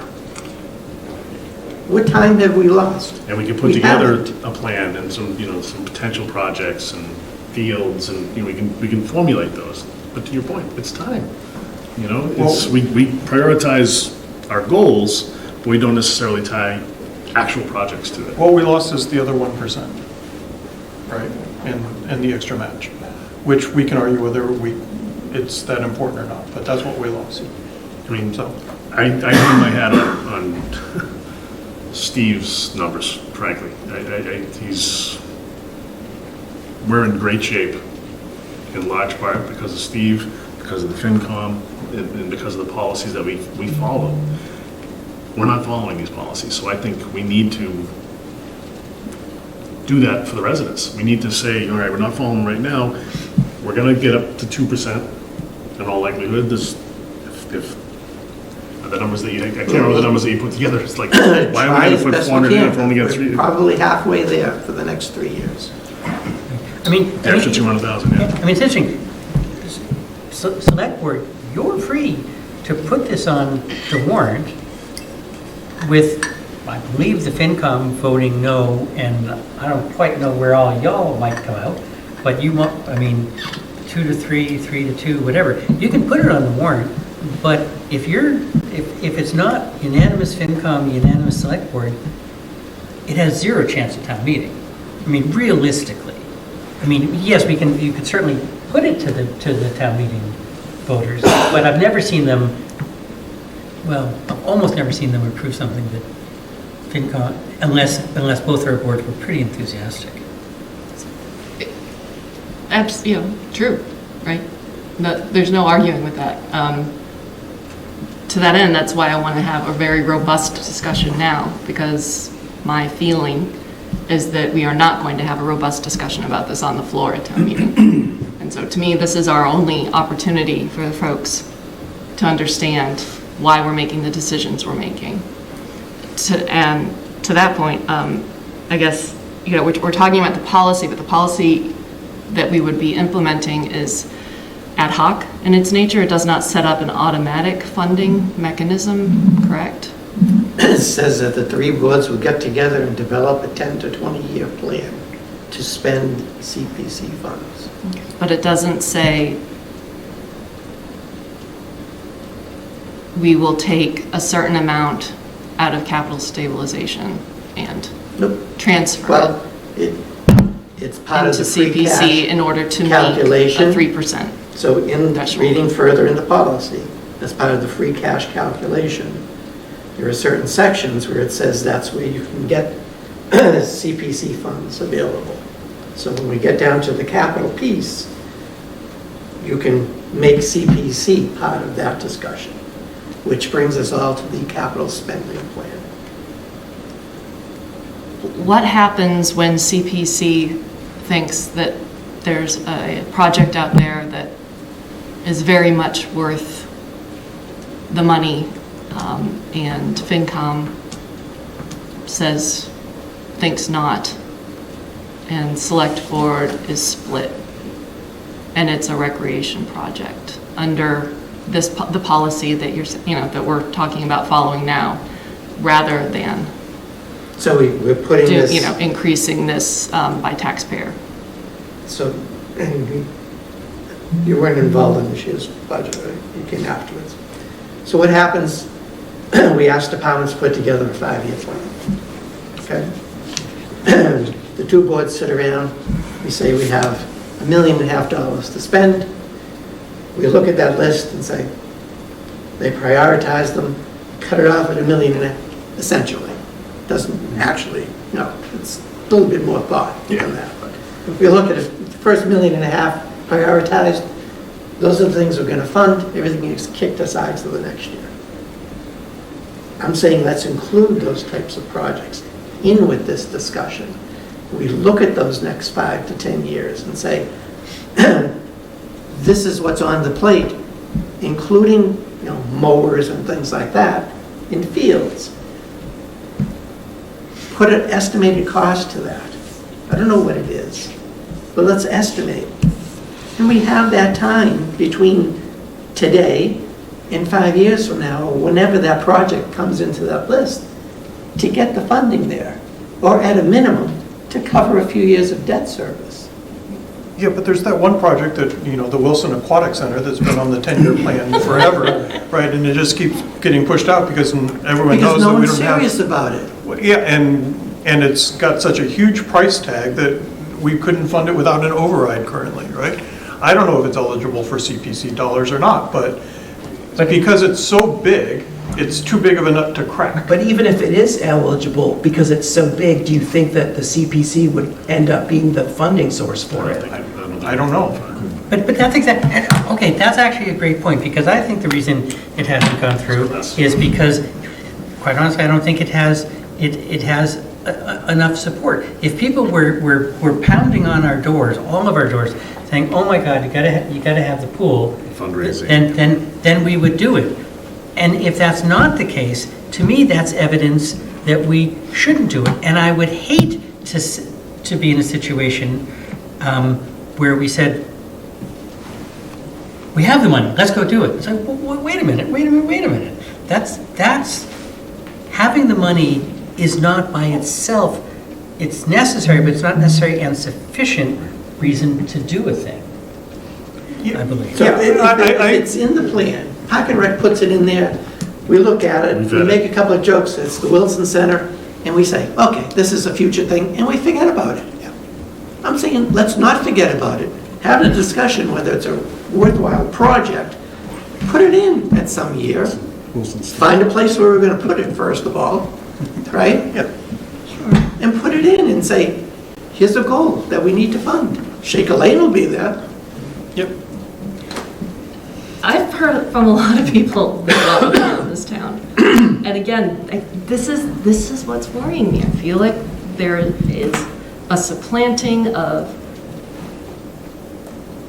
these committees here, our board's judgment for what we are assuming we hear from residents. Looking around this room, I think there are a lot of residents that are not beating down our doors asking for things because they don't even know who we are. But that doesn't make their opinion and their priorities or their tax dollars worth any less. The whole, the dog that didn't bark thing it doesn't play well with me. I don't hear enough about, an aquatic center, so it must not be a need. I do hear a lot about my taxes are too high. That's all I hear. Seriously. Yes, that's the thing we hear the most. We all have different, I think we all have different constituencies, natural ones that, folks tend to want to talk to us more than, somebody else in the room. But again, it's this idea that, well, we know better, we know what the priorities are, and so we're not going to give the residents the opportunity to tell us whether we're right or not. But that's what you... Go ahead. My opinion on this is somebody has to prioritize these projects. And I'm willing to give it a year to find out whether we're right or wrong. Was more important than this project, or the library is more important than this project. But that still hasn't been done. And how many years has the senior center just been pushed down to the bottom of the barrel because something else just kept coming? That was the Wilson Aquatic Center. Right. So, but at a certain level, if we say this is going to go in 3 years, it's set in stone. That's our priority. We've ranked it. We've set it. Then you can publish this and take all the input from the residents that you want and say, do you agree with this plan? Yeah. Right. And the thing is, the senior center, we were hearing all the time, when are we going to do it? When are we going to do it? When are we going to do it? And at a certain level, we do. It is this squeaky wheel. Now, I mean, it's interesting. There's absolutely there's absolutely nothing that would stop 100 citizens, from doing a citizen's petition to say, we want to, do a debt exclusion for $20 million to do the Wilson's Aquatic Center. And 100 citizens can sign a piece of paper and put it on the warrant. You want that? We could have done that for the senior center too. So? But we funded it. We didn't make them do that. Well, because they didn't do it for a number of years, but we kept. Yeah. Wait till next year. Wait till Yeah, next year. yeah. Wait till next I year. get that. And they played nice. Frankly. And They said, eventually, well, the Wilson we Aquatic need to Center do this. will be in that same. I think I think you make a good point about listening to your constituency. One of the things that struck me around the firearms dealer bylaw was that Chairman Wilson and I had literally diametrically opposed input from our constituents. I mean, Yeah. we could not have been more far apart. Right. So I think saying that we need to listen to the people is fine, but to Steve's point, like, well, who do we listen to? And so we are ultimately the representatives of all of the voters, and all together we hopefully represent the majority of them, and we should make those decisions in some way, because we can't have a referendum on literally every decision that the town needs to make. So, you know, I see your point, but where's the line? Like, what's the smallest decision? The line is when, sorry to interrupt, but the line is when we've got a funding mechanism that's set up by the state to prioritize funding for certain buckets of money that, you know, folks can identify and raise their hands and say yes or no to. We have been funding it. There's 1%. $2.5 million. There's 1%. Right. There's $2.5 million in there, X amount on the and we've table. gotten matches for the first 12 years. Yeah, anywhere, probably 12 or 15. 14 yeah. years. We got the full match. Yeah. And we were fortunate that we got in early, so the matches back then were a much better percentage. We had like 40-something at one point. Exactly, and that's where the select board needs to Do the math. well, not do the math, but play the bad guy every once in a while. Planning board makes deals all the time to, you know, with developers. You do this, this HCA. Well, those funds used to come to the town, which used to funnel into CPC. Now it's going to the Affordable Housing Trust. Why? Through the CPC, though, I think. But Through yeah. CPC, Yes. for the benefit of the Affordable Housing Yes. Trust. Should go to the town, who deposits into, as part of this plan, deposits those funds into CPC. Yeah, it should go to CPC. I agree with that 100%. With no further. Because the other thing that we should be doing is you're making the Affordable Housing Trust submit a budget each year. I agree with that, too. I'm not disagreeing with you on those two statements. Okay. Yeah. But I will say that, you know, saying that the CPC hasn't rejected projects isn't, well, it's, Jones Meadow is one, and Cooper Farm is another that the town, for whatever reason, never got to vote on, right? That would have come out of CPC funds. Those two were basically tied together. They came up at the same time. And the town was dead set on getting Cooper and pushed Jones Meadow aside. And then all of a sudden, Cooper fell out of our reach because the owners refused to sell it to the town. No fault of CPC, no fault that we didn't have the funding to do it. I'm not, yes. The opportunity went away. Yes. Okay. But to say that CPC never had the opportunity to fund those projects, is what I'm saying. Even if they could No or fault not. that they didn't have the funds. I see your point. I don't think we have consensus in either direction. Go ahead. I was just going to say, I'm fine with this plan. I just think it's really important. You're fine with waiting for a year, to be clear? I am. I think this discussion is worthwhile. I think airing the reservations are important. I think everyone understanding that this isn't as open and shut, perhaps, as they might have assumed. Talked to a lot of people who said, "Fine, yeah, $80 more if I get more playing fields, please." So, you know, there's more to it. That I want to make sure that we have that discussion so that you can, you know, understand who's making the decisions and why, and what the thought process is behind them. Yeah. and this isn't the only meeting. I mean, we've had this conversation in the last, 4 or 5 meetings at each of our boards, which is fine. Yep. But I think we've had a robust discussion. Progressive. Was there anybody here that was involved when it was originally voted for the 1%? Because I know a previous town administrator used to be real, or I've been told was real thorough about trying to get those blended funds. So how did it come to be? Did we decide 1% originally? Was that originally all that was allowed? That's what we voted for. But did the town choose that versus 3%? The town chose the 1% against the 3%. So they did already vote for that And originally then, at one time. and then I believe later the state allowed to do the blended funds, and then we were Keith aggressive. capitalized on that. We were aggressive in putting a certain percentage of new growth into that every year. So we did do that successfully and then. Was it Free- new growth? free cash. It was HCA's. All right. Oh, Free okay. cash too, though. Was it all It HCA? was all HCA's. Sorry, Jack. That answers my question, thank you. So I am also fine with waiting a year. I just hope we're not having this exact same discussion in a year. That's But I why think we need to be committed to putting together a plan with the three boards. And I think we need to let the departments know, whether it's Park and Rec for recreational fields. And the or Affordable Housing Trust. Conservation, I mean, there's Historical Society, those groups that can be affected by the CPC funds. And I can certainly see that year 1 and 2 are going to be loaded with things. The Wilson Center is going to be there. 6 fields are going to be there. It's up to us as a group to prioritize those things and spread them out as to what makes sense financially for the town.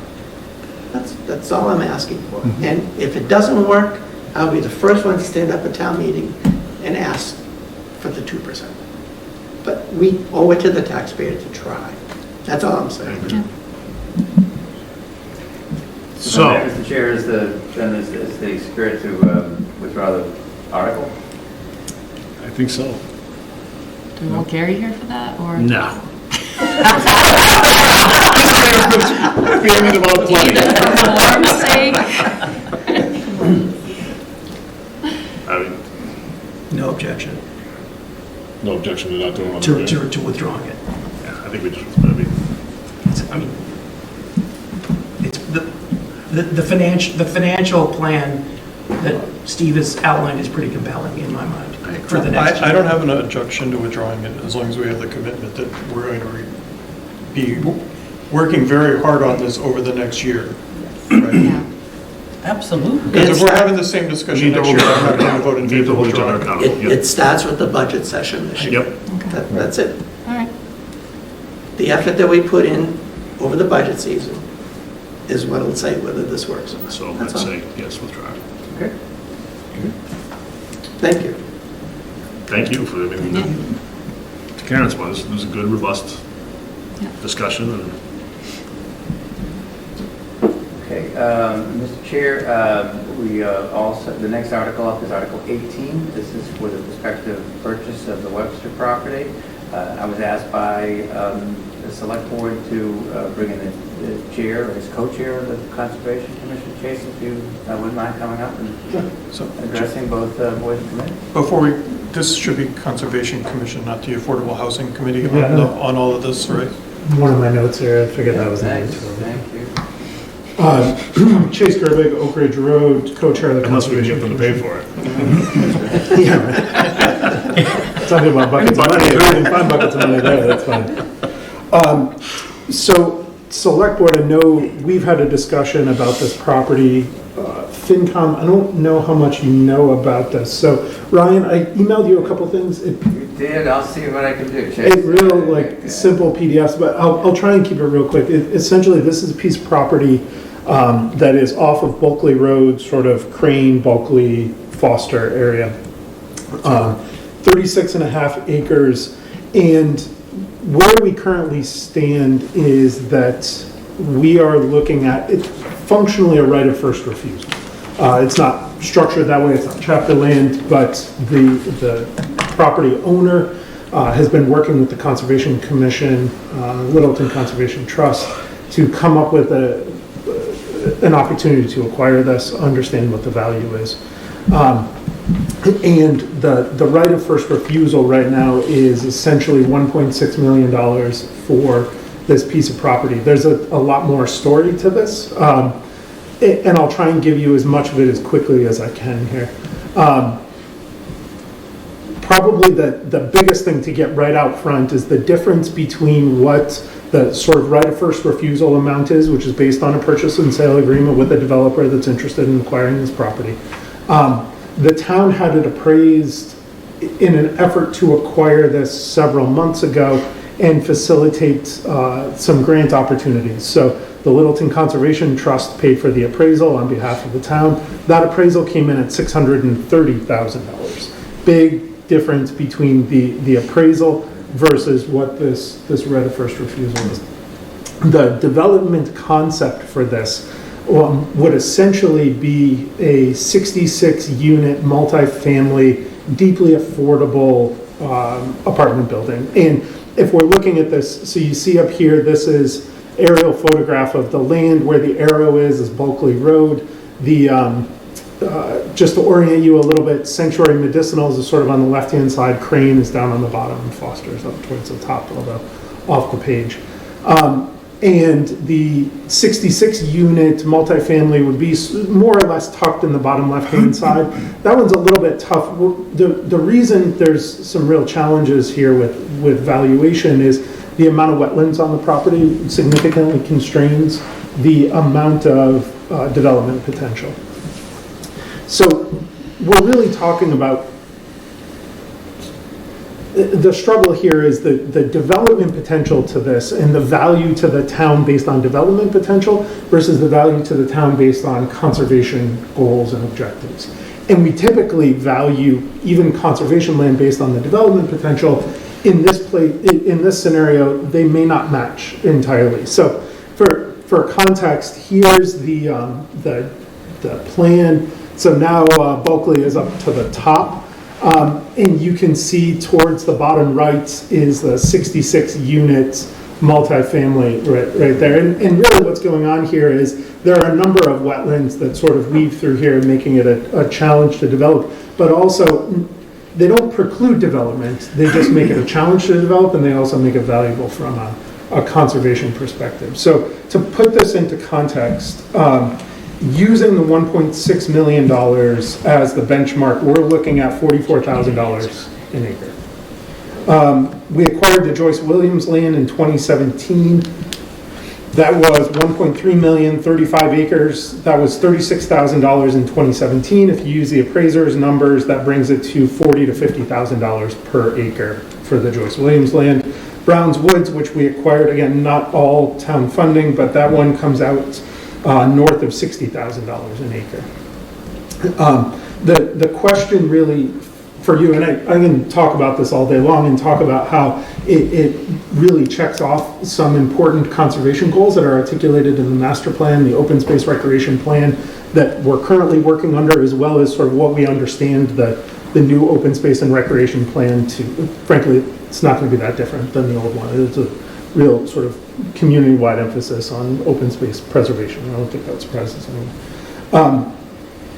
So what we're really looking at this point is bringing this forward to town meeting. We actually are meeting with CPC in 2 days to discuss this and understand what the CPC potential is there. We're also trying to understand what CPC funding can mean for a purchase price that exceeds the town's appraisal, but obviously would align with the sort of right of first refusal here at 1.6 million. So we're working through that one because there's some nuance to the CPC regs that are not entirely clear, and town council, I think, is taking a look at that. So the objective here is to determine whether or not we put this on the warrant and we bring it to town meeting. I won't bore you with the rest of the details with it, except to say that this does check a lot, but frankly not all of the boxes that we would check for acquiring conservation land. The size of it is really great. It's hard to find big spaces, and those have an outsized conservation value, and they have an outsized recreational value. One downside is it's not as connected to conservation land as we would like. They're not like other parcels glommed onto this, but overall, I think there's value in looking at this. The Conservation Commission has qualitatively, we got this number on Friday, so the Conservation Commission hasn't had an opportunity to meet and say, yes, we want to bring this forward at 1.6 million, or we don't. They'll have the opportunity to do that on Tuesday. Qualitatively, though, they've expressed a willingness to bring it forward above the appraised price. I think 1.6 is probably testing their appetite to bring it forward, but we'll see where they come on Tuesday. I think in a rush to sort of not draw this out anymore, I'll sort of shut up and see what questions. I already lost my bet, so you can. Where is this in comparison to the train station? Ryan, if you go up to the first page here. So the train station, This is Bulkley right here. that's Bulkley. So if you That go goes up north to on Foster, Bulkley, take a right. that connects to Foster, and then you cross right over. It's the train Yeah, you can actually see the train tracks. So the reason why I'm it's asking within the is- half-mile radius, right? Right. Yeah, because that's what I was going to ask, is with the MBTA requirements for housing near the train station, if we did not purchase it and this developer built affordable housing there, does that meet some of the requirements of that? You know, my understanding is that it might also, I don't think all of this property is within a half mile. It's like right on the edge of that. So I'm not. The MBTA doesn't have you can't do affordable housing for the MBTA. It has to be general, multifamily, but not affordable. The other challenge here from a affordable housing perspective is, frankly, Bulkley up the road to the train station. There's no side, it's not a lot of accessibility to get from sort of the back left corner of this property up there. Okay. Yeah, because I'm just kind of looking at if this fits into that bucket that meets the MBTA requirement for housing. I think it's in the zone. It's not being considered by the planning board as the property they're bringing forward. They're bringing one property in the zone forward, not this one. But, and it may be that there's not enough buildable acreage on it to satisfy the entire 150 units we need for the MBTA. Well, it And so doesn't have to be a one parcel. No, I understand, but like. And it's frankly a very, very challenging property to develop. I would argue that as much as it could be developed with affordable housing, there are much better locations to do that than this particular property. Which is not to say that the property owner couldn't do that as they see fit, but. Yeah, because I'm not saying one way or the other. I was just wondering is if this would meet any of the units that are required for MBTA. If the developer came in, built that building, and we get 60 units, does that reduce the other number of units that we need to have? I don't fully know the answer to that, so. Is the parcel zoned for multifamily apartment buildings? I think if you do affordable, there's a whole nother bylaw that applies, and I'm not sure exactly how that works, but. So I'll appeal to authority here. That 66-unit plan was developed in conjunction with the property owner and the planning department and a member of the planning board. So that was perceived as something that could happen. Like, we were trying to work with the property owner to understand what is realistic here, not just taking the property owner's plan or putting together our plan. So Maren has looked at this, and the basis of the appraisal for 66 units was something she was involved in. So I'm going to tell you, I would assume she would have flagged it if it wasn't. It's probably, go ahead. Well, you may not know the answer to this either, but if they're just developing one little corner of it, and you said it's a lot of wetlands, am I assuming that maybe because it's affordable housing, the rules as far as building near wetlands and things are lessened than they would be for another developer? So that's precisely it. So when we looked at this from the Conservation and Planning Board perspective, we've got a town bylaw that says that within 50 feet of resource areas, there's a no disturb zone, unless the applicant can apply for and receive a waiver.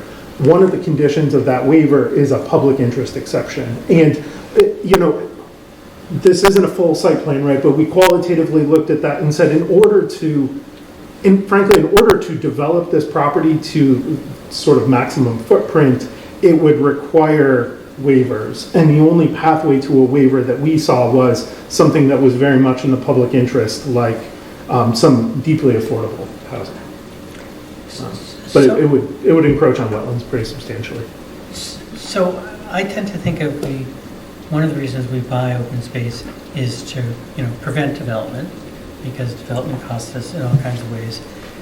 But it seems like the only development that would be possible here is affordable housing, which we like, and it might be able to satisfy some of the MBTA stuff, so. Well, it wouldn't have to be affordable.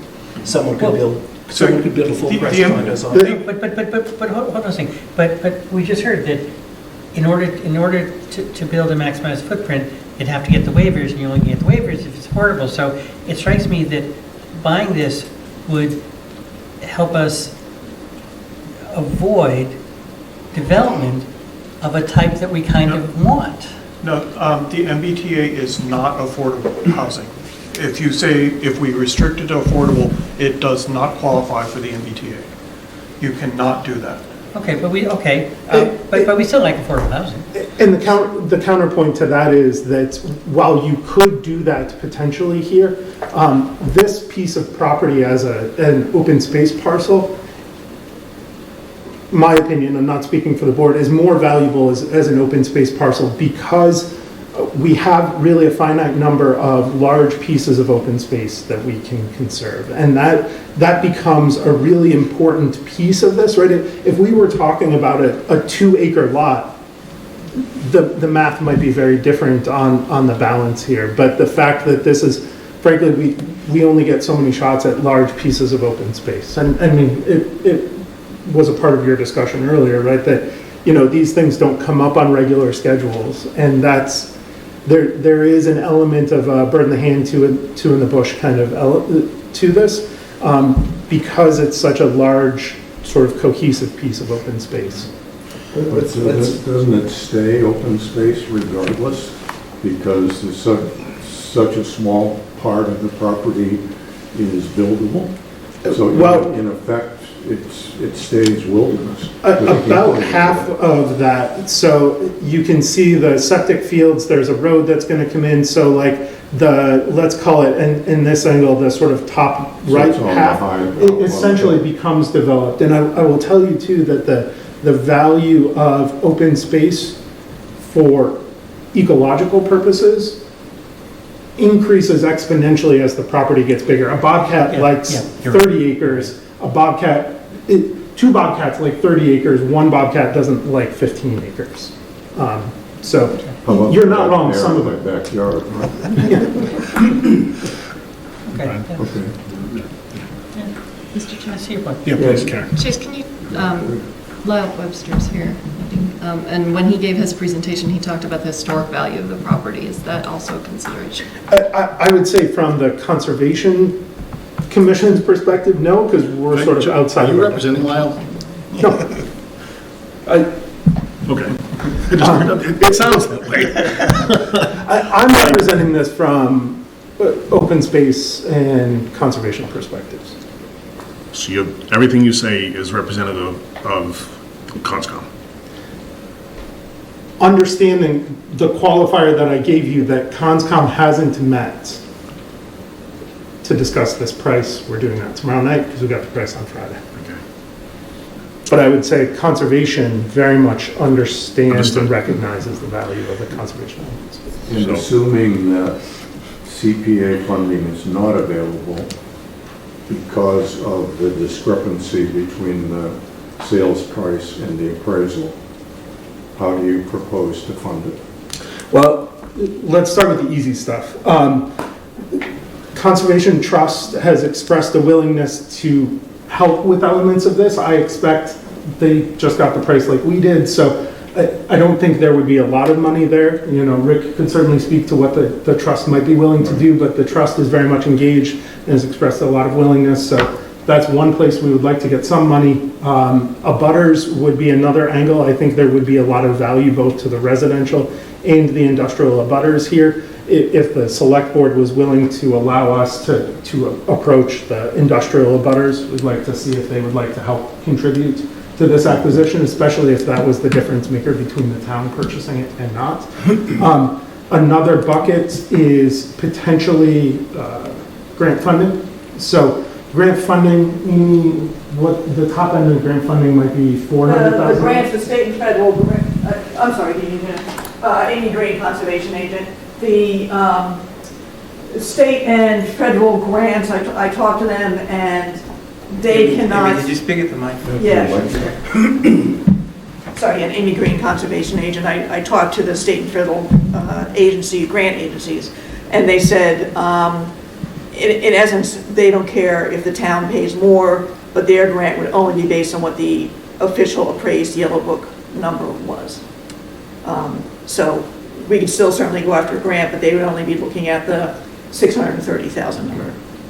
Unless we've got another appraisal. So that would somewhat still, consistent with the state's position and DOR's position on CPA funds. It's very different, actually, because I just coincidentally was talking to Stuart Saganor, who's the executive director of the CPC Coalition. And we diverted on this topic, and he said that I think Falmouth ran into this problem where the town wanted to pay more than the appraised price. And it went through town council, and it went to DOR, and they were told CPC cannot be involved at all if the town wants to pay more. Not even up to the 600. Right, whereas the state and feds were saying, Okay. well, we don't care what you do you can pay all you want to, but they are only being involved in the first. Okay, so it sounds like we're likely to get the answer that CPC can't participate. It seems at the end of the day. weird to me, which is why we asked town council to weigh on that. Waiting on to hear back. We don't know the answer. Yeah, and the decision that Falmouth went to DOR, Stuart was telling me that it wasn't actually in writing. I think they just got an opinion, so it's a little interesting, but. Okay, so it's iffy at best. even if though, so to be really straight, even if, let's say we get a couple $100,000, I think, which would be the top end from private sources, we get some money from the trust, and we get CPC funding up to the full appraised value, I don't think that comes to 1.6 million. So then the question, frankly, I would turn that question back to you and the select board and say, if we, the town, wanted to go forward, put this on the warrant, I wouldn't hazard a guess is the right way to square that. Right. All right, I'm gonna ask Lyle a question. Do you want coming up?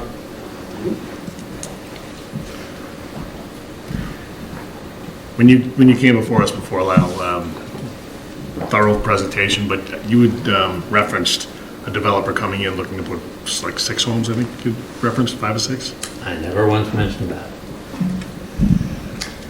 I hired engineering. It's an engineer that I've worked with for the last 25 years with building in this town. This is the highest and best value of this land. Okay. Building individual luxury homes is not going to achieve the maximum use for this land. This is it. Okay. But that was referenced. I mean, there was some If you talk go about. back and look at the meeting, I said you could do 10 houses on it. So that is one way to look at it. Yes, when I first stood before you. Okay. And that But this is the highest and best based upon your engineering. Right. Okay.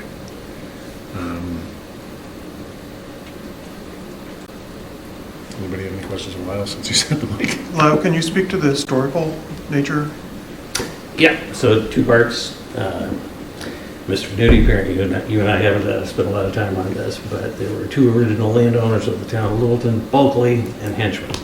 My family is the second family to own the second oldest home in town, the Bulkley property. So the Bulkleys had it for 2 centuries. My family is in our 2nd century of owning it.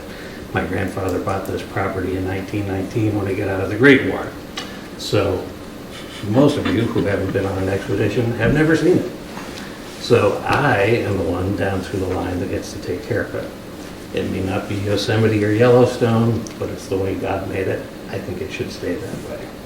I have the ability down through my line to present it to the town to be preserved in perpetuity because I can't do that. I won't live forever, could be run over by a bus tomorrow. This is our chance to preserve it. Karen is asking, I was thrilled and delighted to be able to bring Strong Bear and his wife, the Prima Shova that had returned to Littleton, onto the property for the first time. There's ceremonial stone landscape on the property that's part of the Neshoba Indians. So while I'm thrilled that my family has owned the property for over a century, they have all of the centuries before that. So Strong Bear would speak highly of the value of the land being preserved. So the way this works these days is show what it could be, and then give the town the opportunity to say, no, we'd like it to stay the way it is. I'll say I find what you just said very compelling. How do we reconcile all the unknowns as far as other funding sources and the warrant article? Up to 1.6? Like, how do we write the warrant articles to say, let's say, for the purposes of argument, yes, we all agree we want to purchase this property. The range of prices that the town might pay, it sounds like is anywhere from 1.6 to 600,000.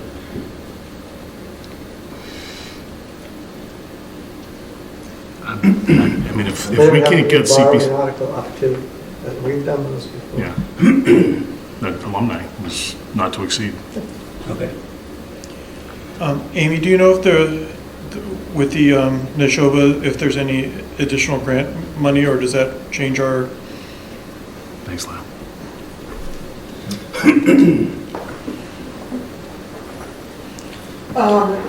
Nothing that I'm aware of, but I don't deal with the historical archaeological side of things, if there's grant money out there or not.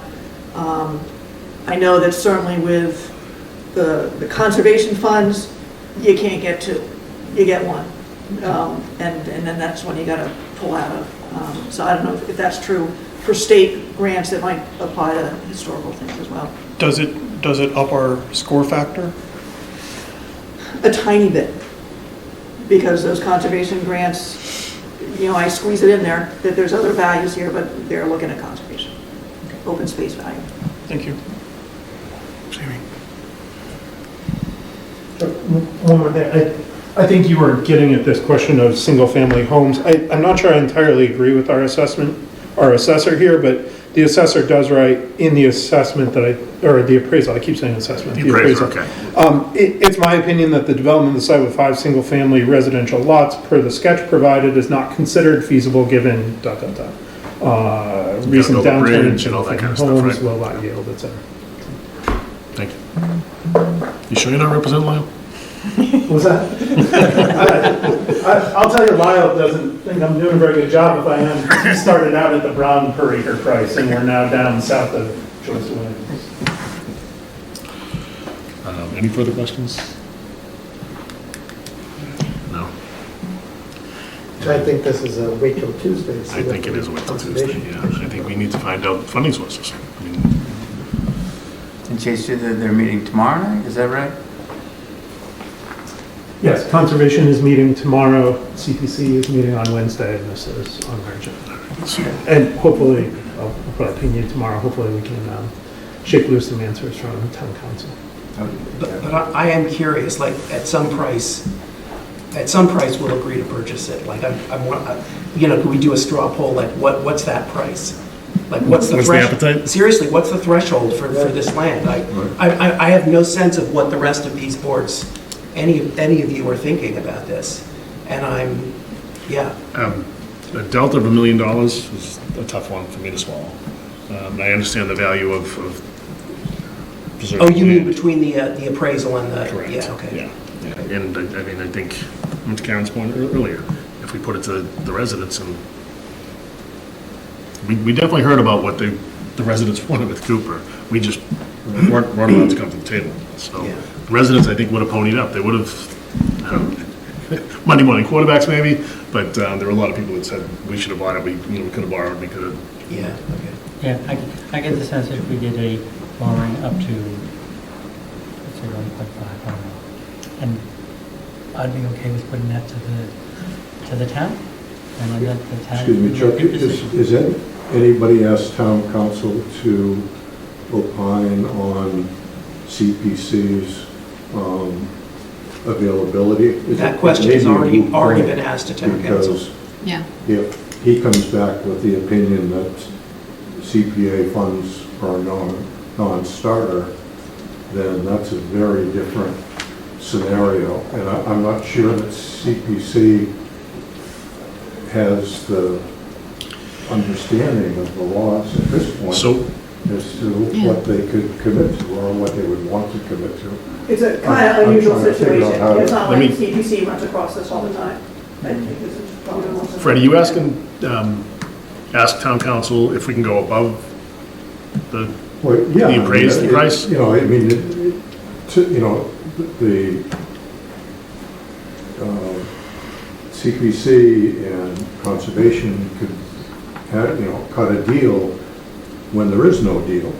I don't know, if this thing, you know, I know that maybe the DOR might not be, you know, written in stone, but if we try this and we send it up the flagpole to the state, and we get the same answer back to the state that says, no, you can't do it, then we're another $600,000 or $700,000 in the hole on the property. How are we to make a judgment if we don't understand where our council is coming from?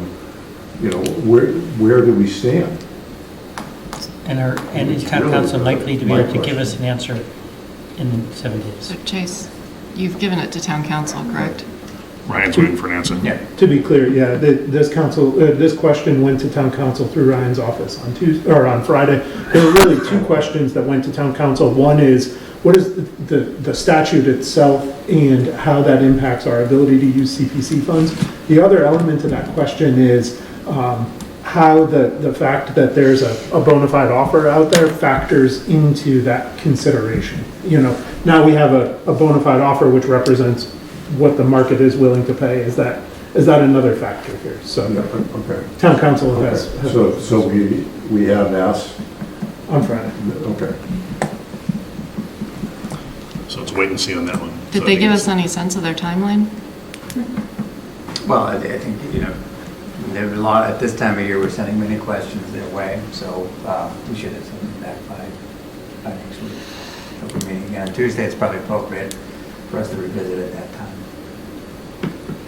Okay. To get back to your question, I wasn't trying to avoid your question. I don't know what the number is. I really don't. You know, the thing of open space, there's probably a premium that you would pay, how much that premium is. Yeah. Yeah. You're all struggling with the same thing. Okay, honestly.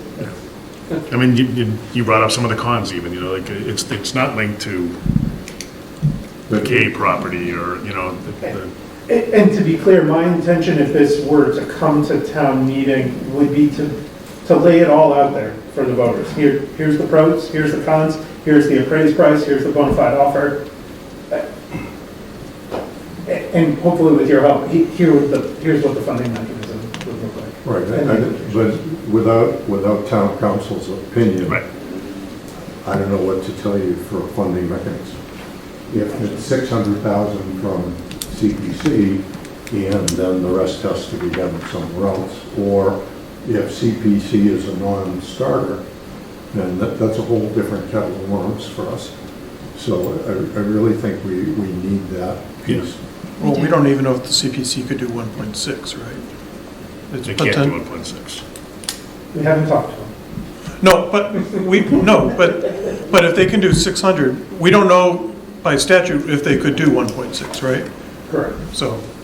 Well, we don't know if they can do 600. Right. We don't. They can either do 1.6, 6, or 0, right? And it could be any one of those numbers. If we're going into town meeting expecting that, you know, there's 500,000 or 600,000 or the whole 1 point whatever coming funded out of there, and then the rug gets pulled out from under us.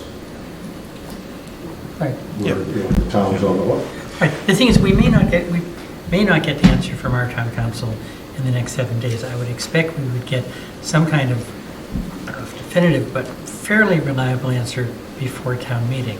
So I could see us doing an article that said, with Ryan's clever wording, borrowing up to blah, blah, blah, with the expectation that blah, blah, blah. And then if we get to town meeting and it's all falling apart, we say, well, it didn't work. Subject to. You know, but this is the case where I do want to go to the town, you know, and And Now you want to. well, yes, okay. All right. Yeah, yeah. I see how it is. And I'll say again, the fact that there's, some native history there, I'm sorry, but that very much sways me. That is compelling. Yeah, I think if you said that at town meeting, you get a yes, even just for a straight bar of 1.6. That would be my guess. I would say as we're tallying pluses and minuses, I understand why the lack of connectivity is viewed as a minus. As somebody who lives over in that part of town, who is watching a lot of development get planned for that part of town, I think that having some open space over there is going to be very sorely needed. And so it speaks to how much we need that, how much of a need there is that there's no connectivity. if that Tell makes Dave sense. Guthrie that. Tell Dave Guthrie that. So, can I ask, Ryan, on this article, since it's 2/3, I assume this is actually meant to be a borrowing article?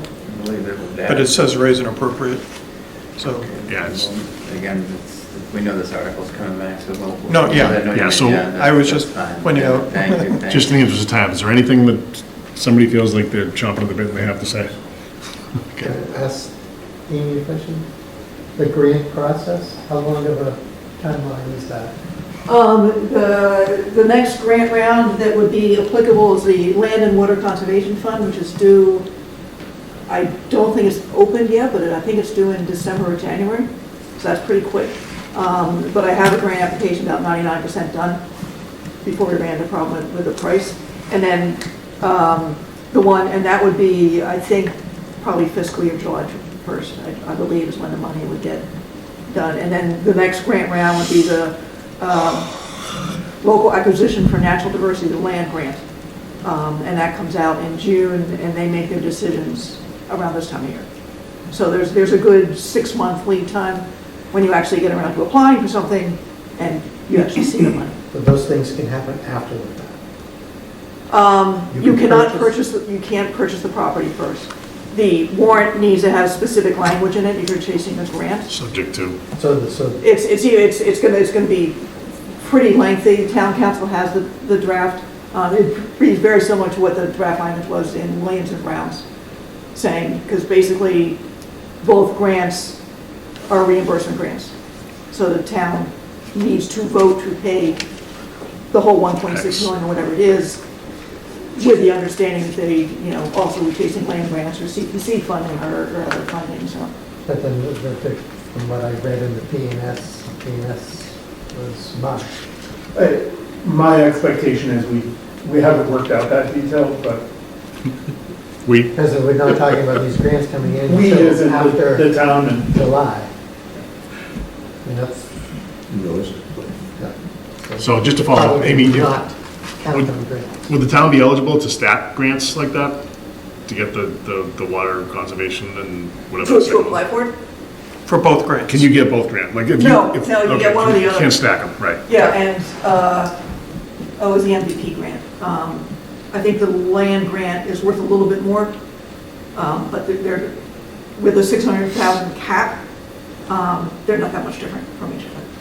But can we apply for both and then just, if we get one, and if we get two? They used to be on the same cycle, so you could apply for both, and then you get if you do, you get to choose one, but now that they're out, you have to, if you get one, I would take it, because they're extremely competitive. So, yeah, you can't, if we go for the grant that would be due in December or whatever, and we get it, we'd have to decide whether or not to apply for the land grant or not. They wouldn't hold You it. think it is a 50-50 shot, you get a grant, or 60-40, or 80-20, or? It's tough. I mean, on one hand, it's a fantastic piece of property, doesn't have any endangered species on it.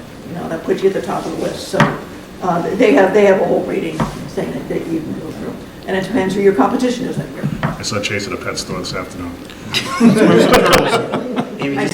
Amy, just to ask, for those grants, what percentage of the 600,000, roughly speaking, would you? The land grant for Littleton, it's 58%, and then the rest would have to be matched by the town. And depending on the grant, some of that could also be volunteer labor if you throw in boardwalk you can jack the price up a little bit, things like that, the cost of a conservation restriction. The LCWF, the LWCF, I think their maximum is 500, but I forget what their match is. So prospectively, we're looking at a delta between a grant of maybe, say, 300,000 or 400,000. 50,000 for overall property that may cost as high as 1.6 million. Yeah, if the appraisal was 630, I could maybe get that up to 700 for the project cost, because you get to put in some recording fees or nothing, but the conservation restriction, maybe some survey, you get to add, your entire project costs in there, but it's not going to get you anywhere near that much higher. And that was the basis of the roughly 400 number at the top end for a grant. Mr. Finley, Finley? you're the last one. Rick Finley from the Conservation Trust. Mr. Moneybags. I would love to see this purchased, and definitely what our goals are. I would have to say that in terms of providing financial aid, it's probably limited amount that we're going to be able to do. We're not that rich. And but I had another question was, in a situation like this, if the landowner gets an appraisal from the town or something, he has normally the right to have his own appraisal done, and then you take the two and come to a point in the middle, and that would qualify for CPA funds. I'm just trying to see how we can get to the CPA funding for it. Does that make sense? Well, it depends. Yeah, No, it was the town. The town did the appraisal. Paid for by the LCT. Paid for by the property owner. Normally, it would be the property owner who would pay for it, but I think you were trying to avoid that by going to the developer directly. What pick the appraiser? I think we did. Actually, it was a competitive bidding process that we went out and to pick the Conservation Trust pays for it, but the appraisal is on behalf of the town, which is what the state grants require, it's on behalf of the town. Yeah. Oh, so this was not paid for by the property owner? It was paid for by the trust on By behalf. the trust, okay. Correct, Sorry, yeah, okay. Thanks. But I'm just trying to see if there's a way of getting us to a number that would satisfy you somewhere in the middle that would enable us to use CPA funds, which would make it a lot easier to solve this, I think. We can ask those questions. Everybody okay to move on to 19? Yep. Good discussion, though. Yeah, great discussion. Article 19 is an amendment to the zoning bylaw for the firearms business piece.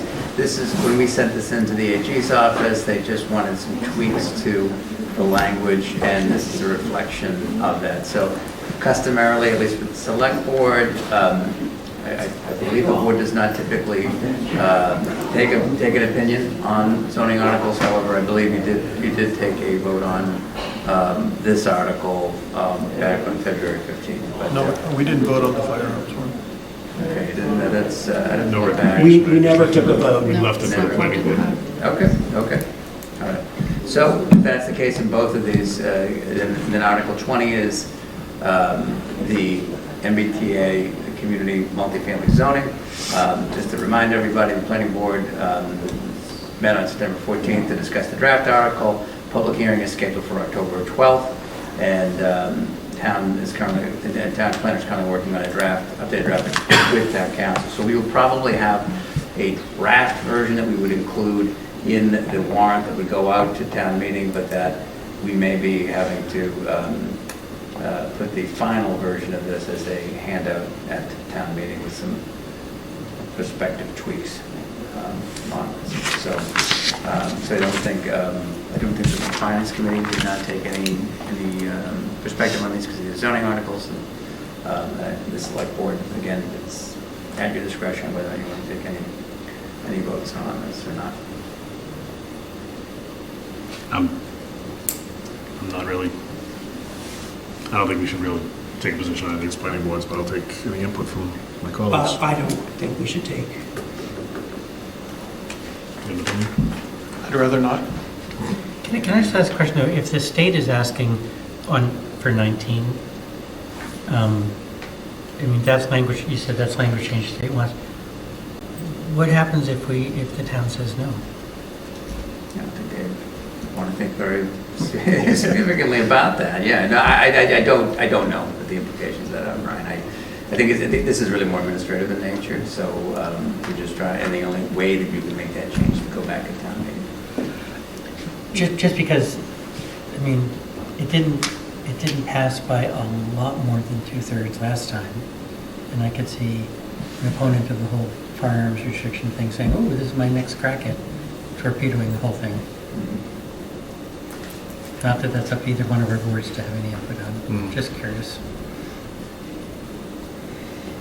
Okay, so Karen, I don't know if you had any other, did you have any opinion on 19 and 20, whether or not? No, I don't see any need to upset precedent. Okay. So pass on both. Okay. So that brings us back to the beginning. Do we want to start, go back on the front and take? Matthew's been taking Yeah, so notes. I have the list I have, the ones that are questionable is Article 7 with the lights. We're going to pass on tonight, I believe. Is that correct? And Article 4. 4 we're going to pass, yeah. Oh, that's right, and 4, okay. And 11, I think you had you had some wording for that. 15, there was wording there. 16 as well. 17, we are going to wait for CPC and for Conscom to meet. And 18 was... 17. Oh, sorry, no, 17 and 18, I got those two switched. 17 is withdrawn. 17 withdrawn, 18 is, we're waiting for. So we have 1, 2, 3, 5, 6, 8, 9, 10, 12, 13, 14 are the ones that we are recommending. Motion? So moved. Recommend we. Second. What he said? Yeah. Moved by Mark, seconded by Matthew. I hope Sue was able to get it all.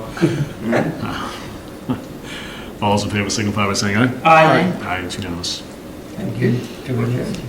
Were any of those votes things that we did not vote on? Let's see. Because your numbers were different than ours. so- All right. Well, The numbers are why don't changed, too, maybe the if we're easiest thing correct. to do would be just to go through with the, We approved everything but Number 3.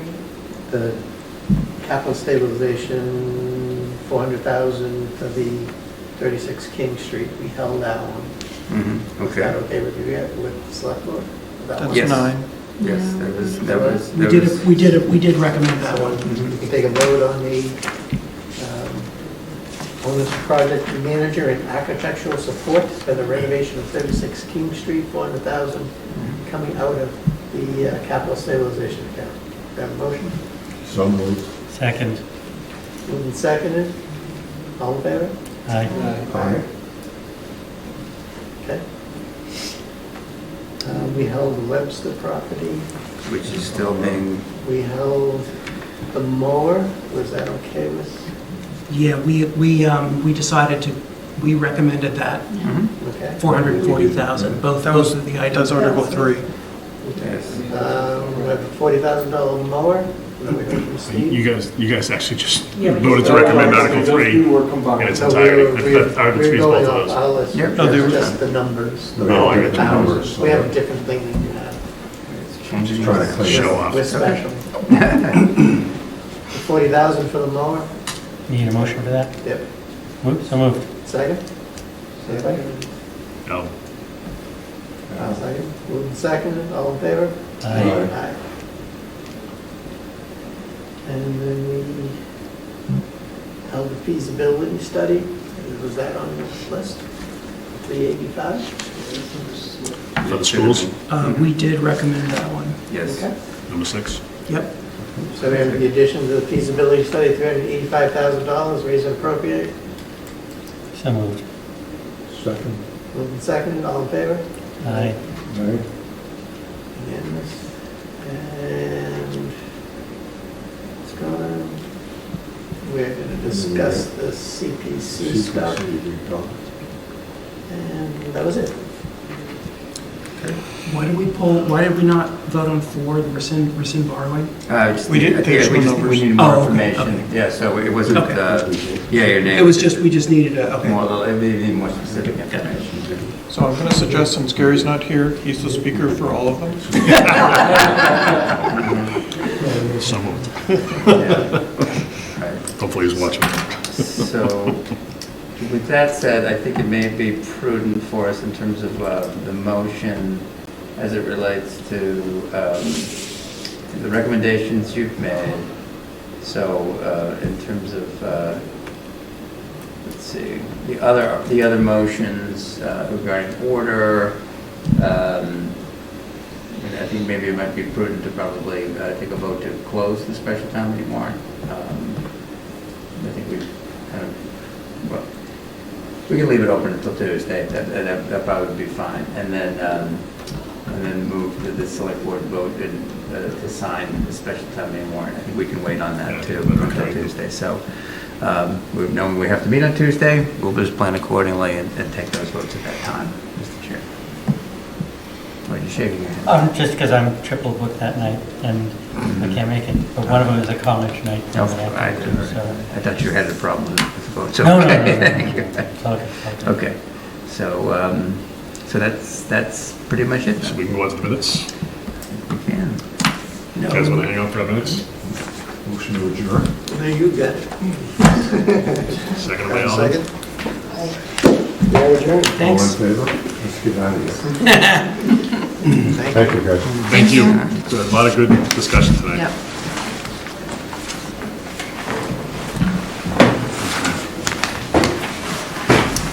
I had no corrections to the minutes. Any discussion or corrections? Sorry. The town council policy Like what? discussion that's at 9:45 PM. Page, SB, I'm not sure what page. 70. 70, yeah. Let's see, Mark will review the policy for suggested changes and then bring back to the board for discussion. Is that how we ended it? I think so. It's part of the general policies too. Okay. Ready for you. That was my only question. Let me get the motion. Just the minutes. Move the select board vote to approve the meeting minutes from September 5th, 2023. Second. Moved by Mark, seconded by Matthew. All those in favor signify by saying aye. Aye. Aye. Unanimous.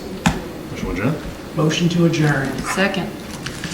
Motion to adjourn is made by Matthew, seconded by Karen. All those in favor signify by saying aye. Aye.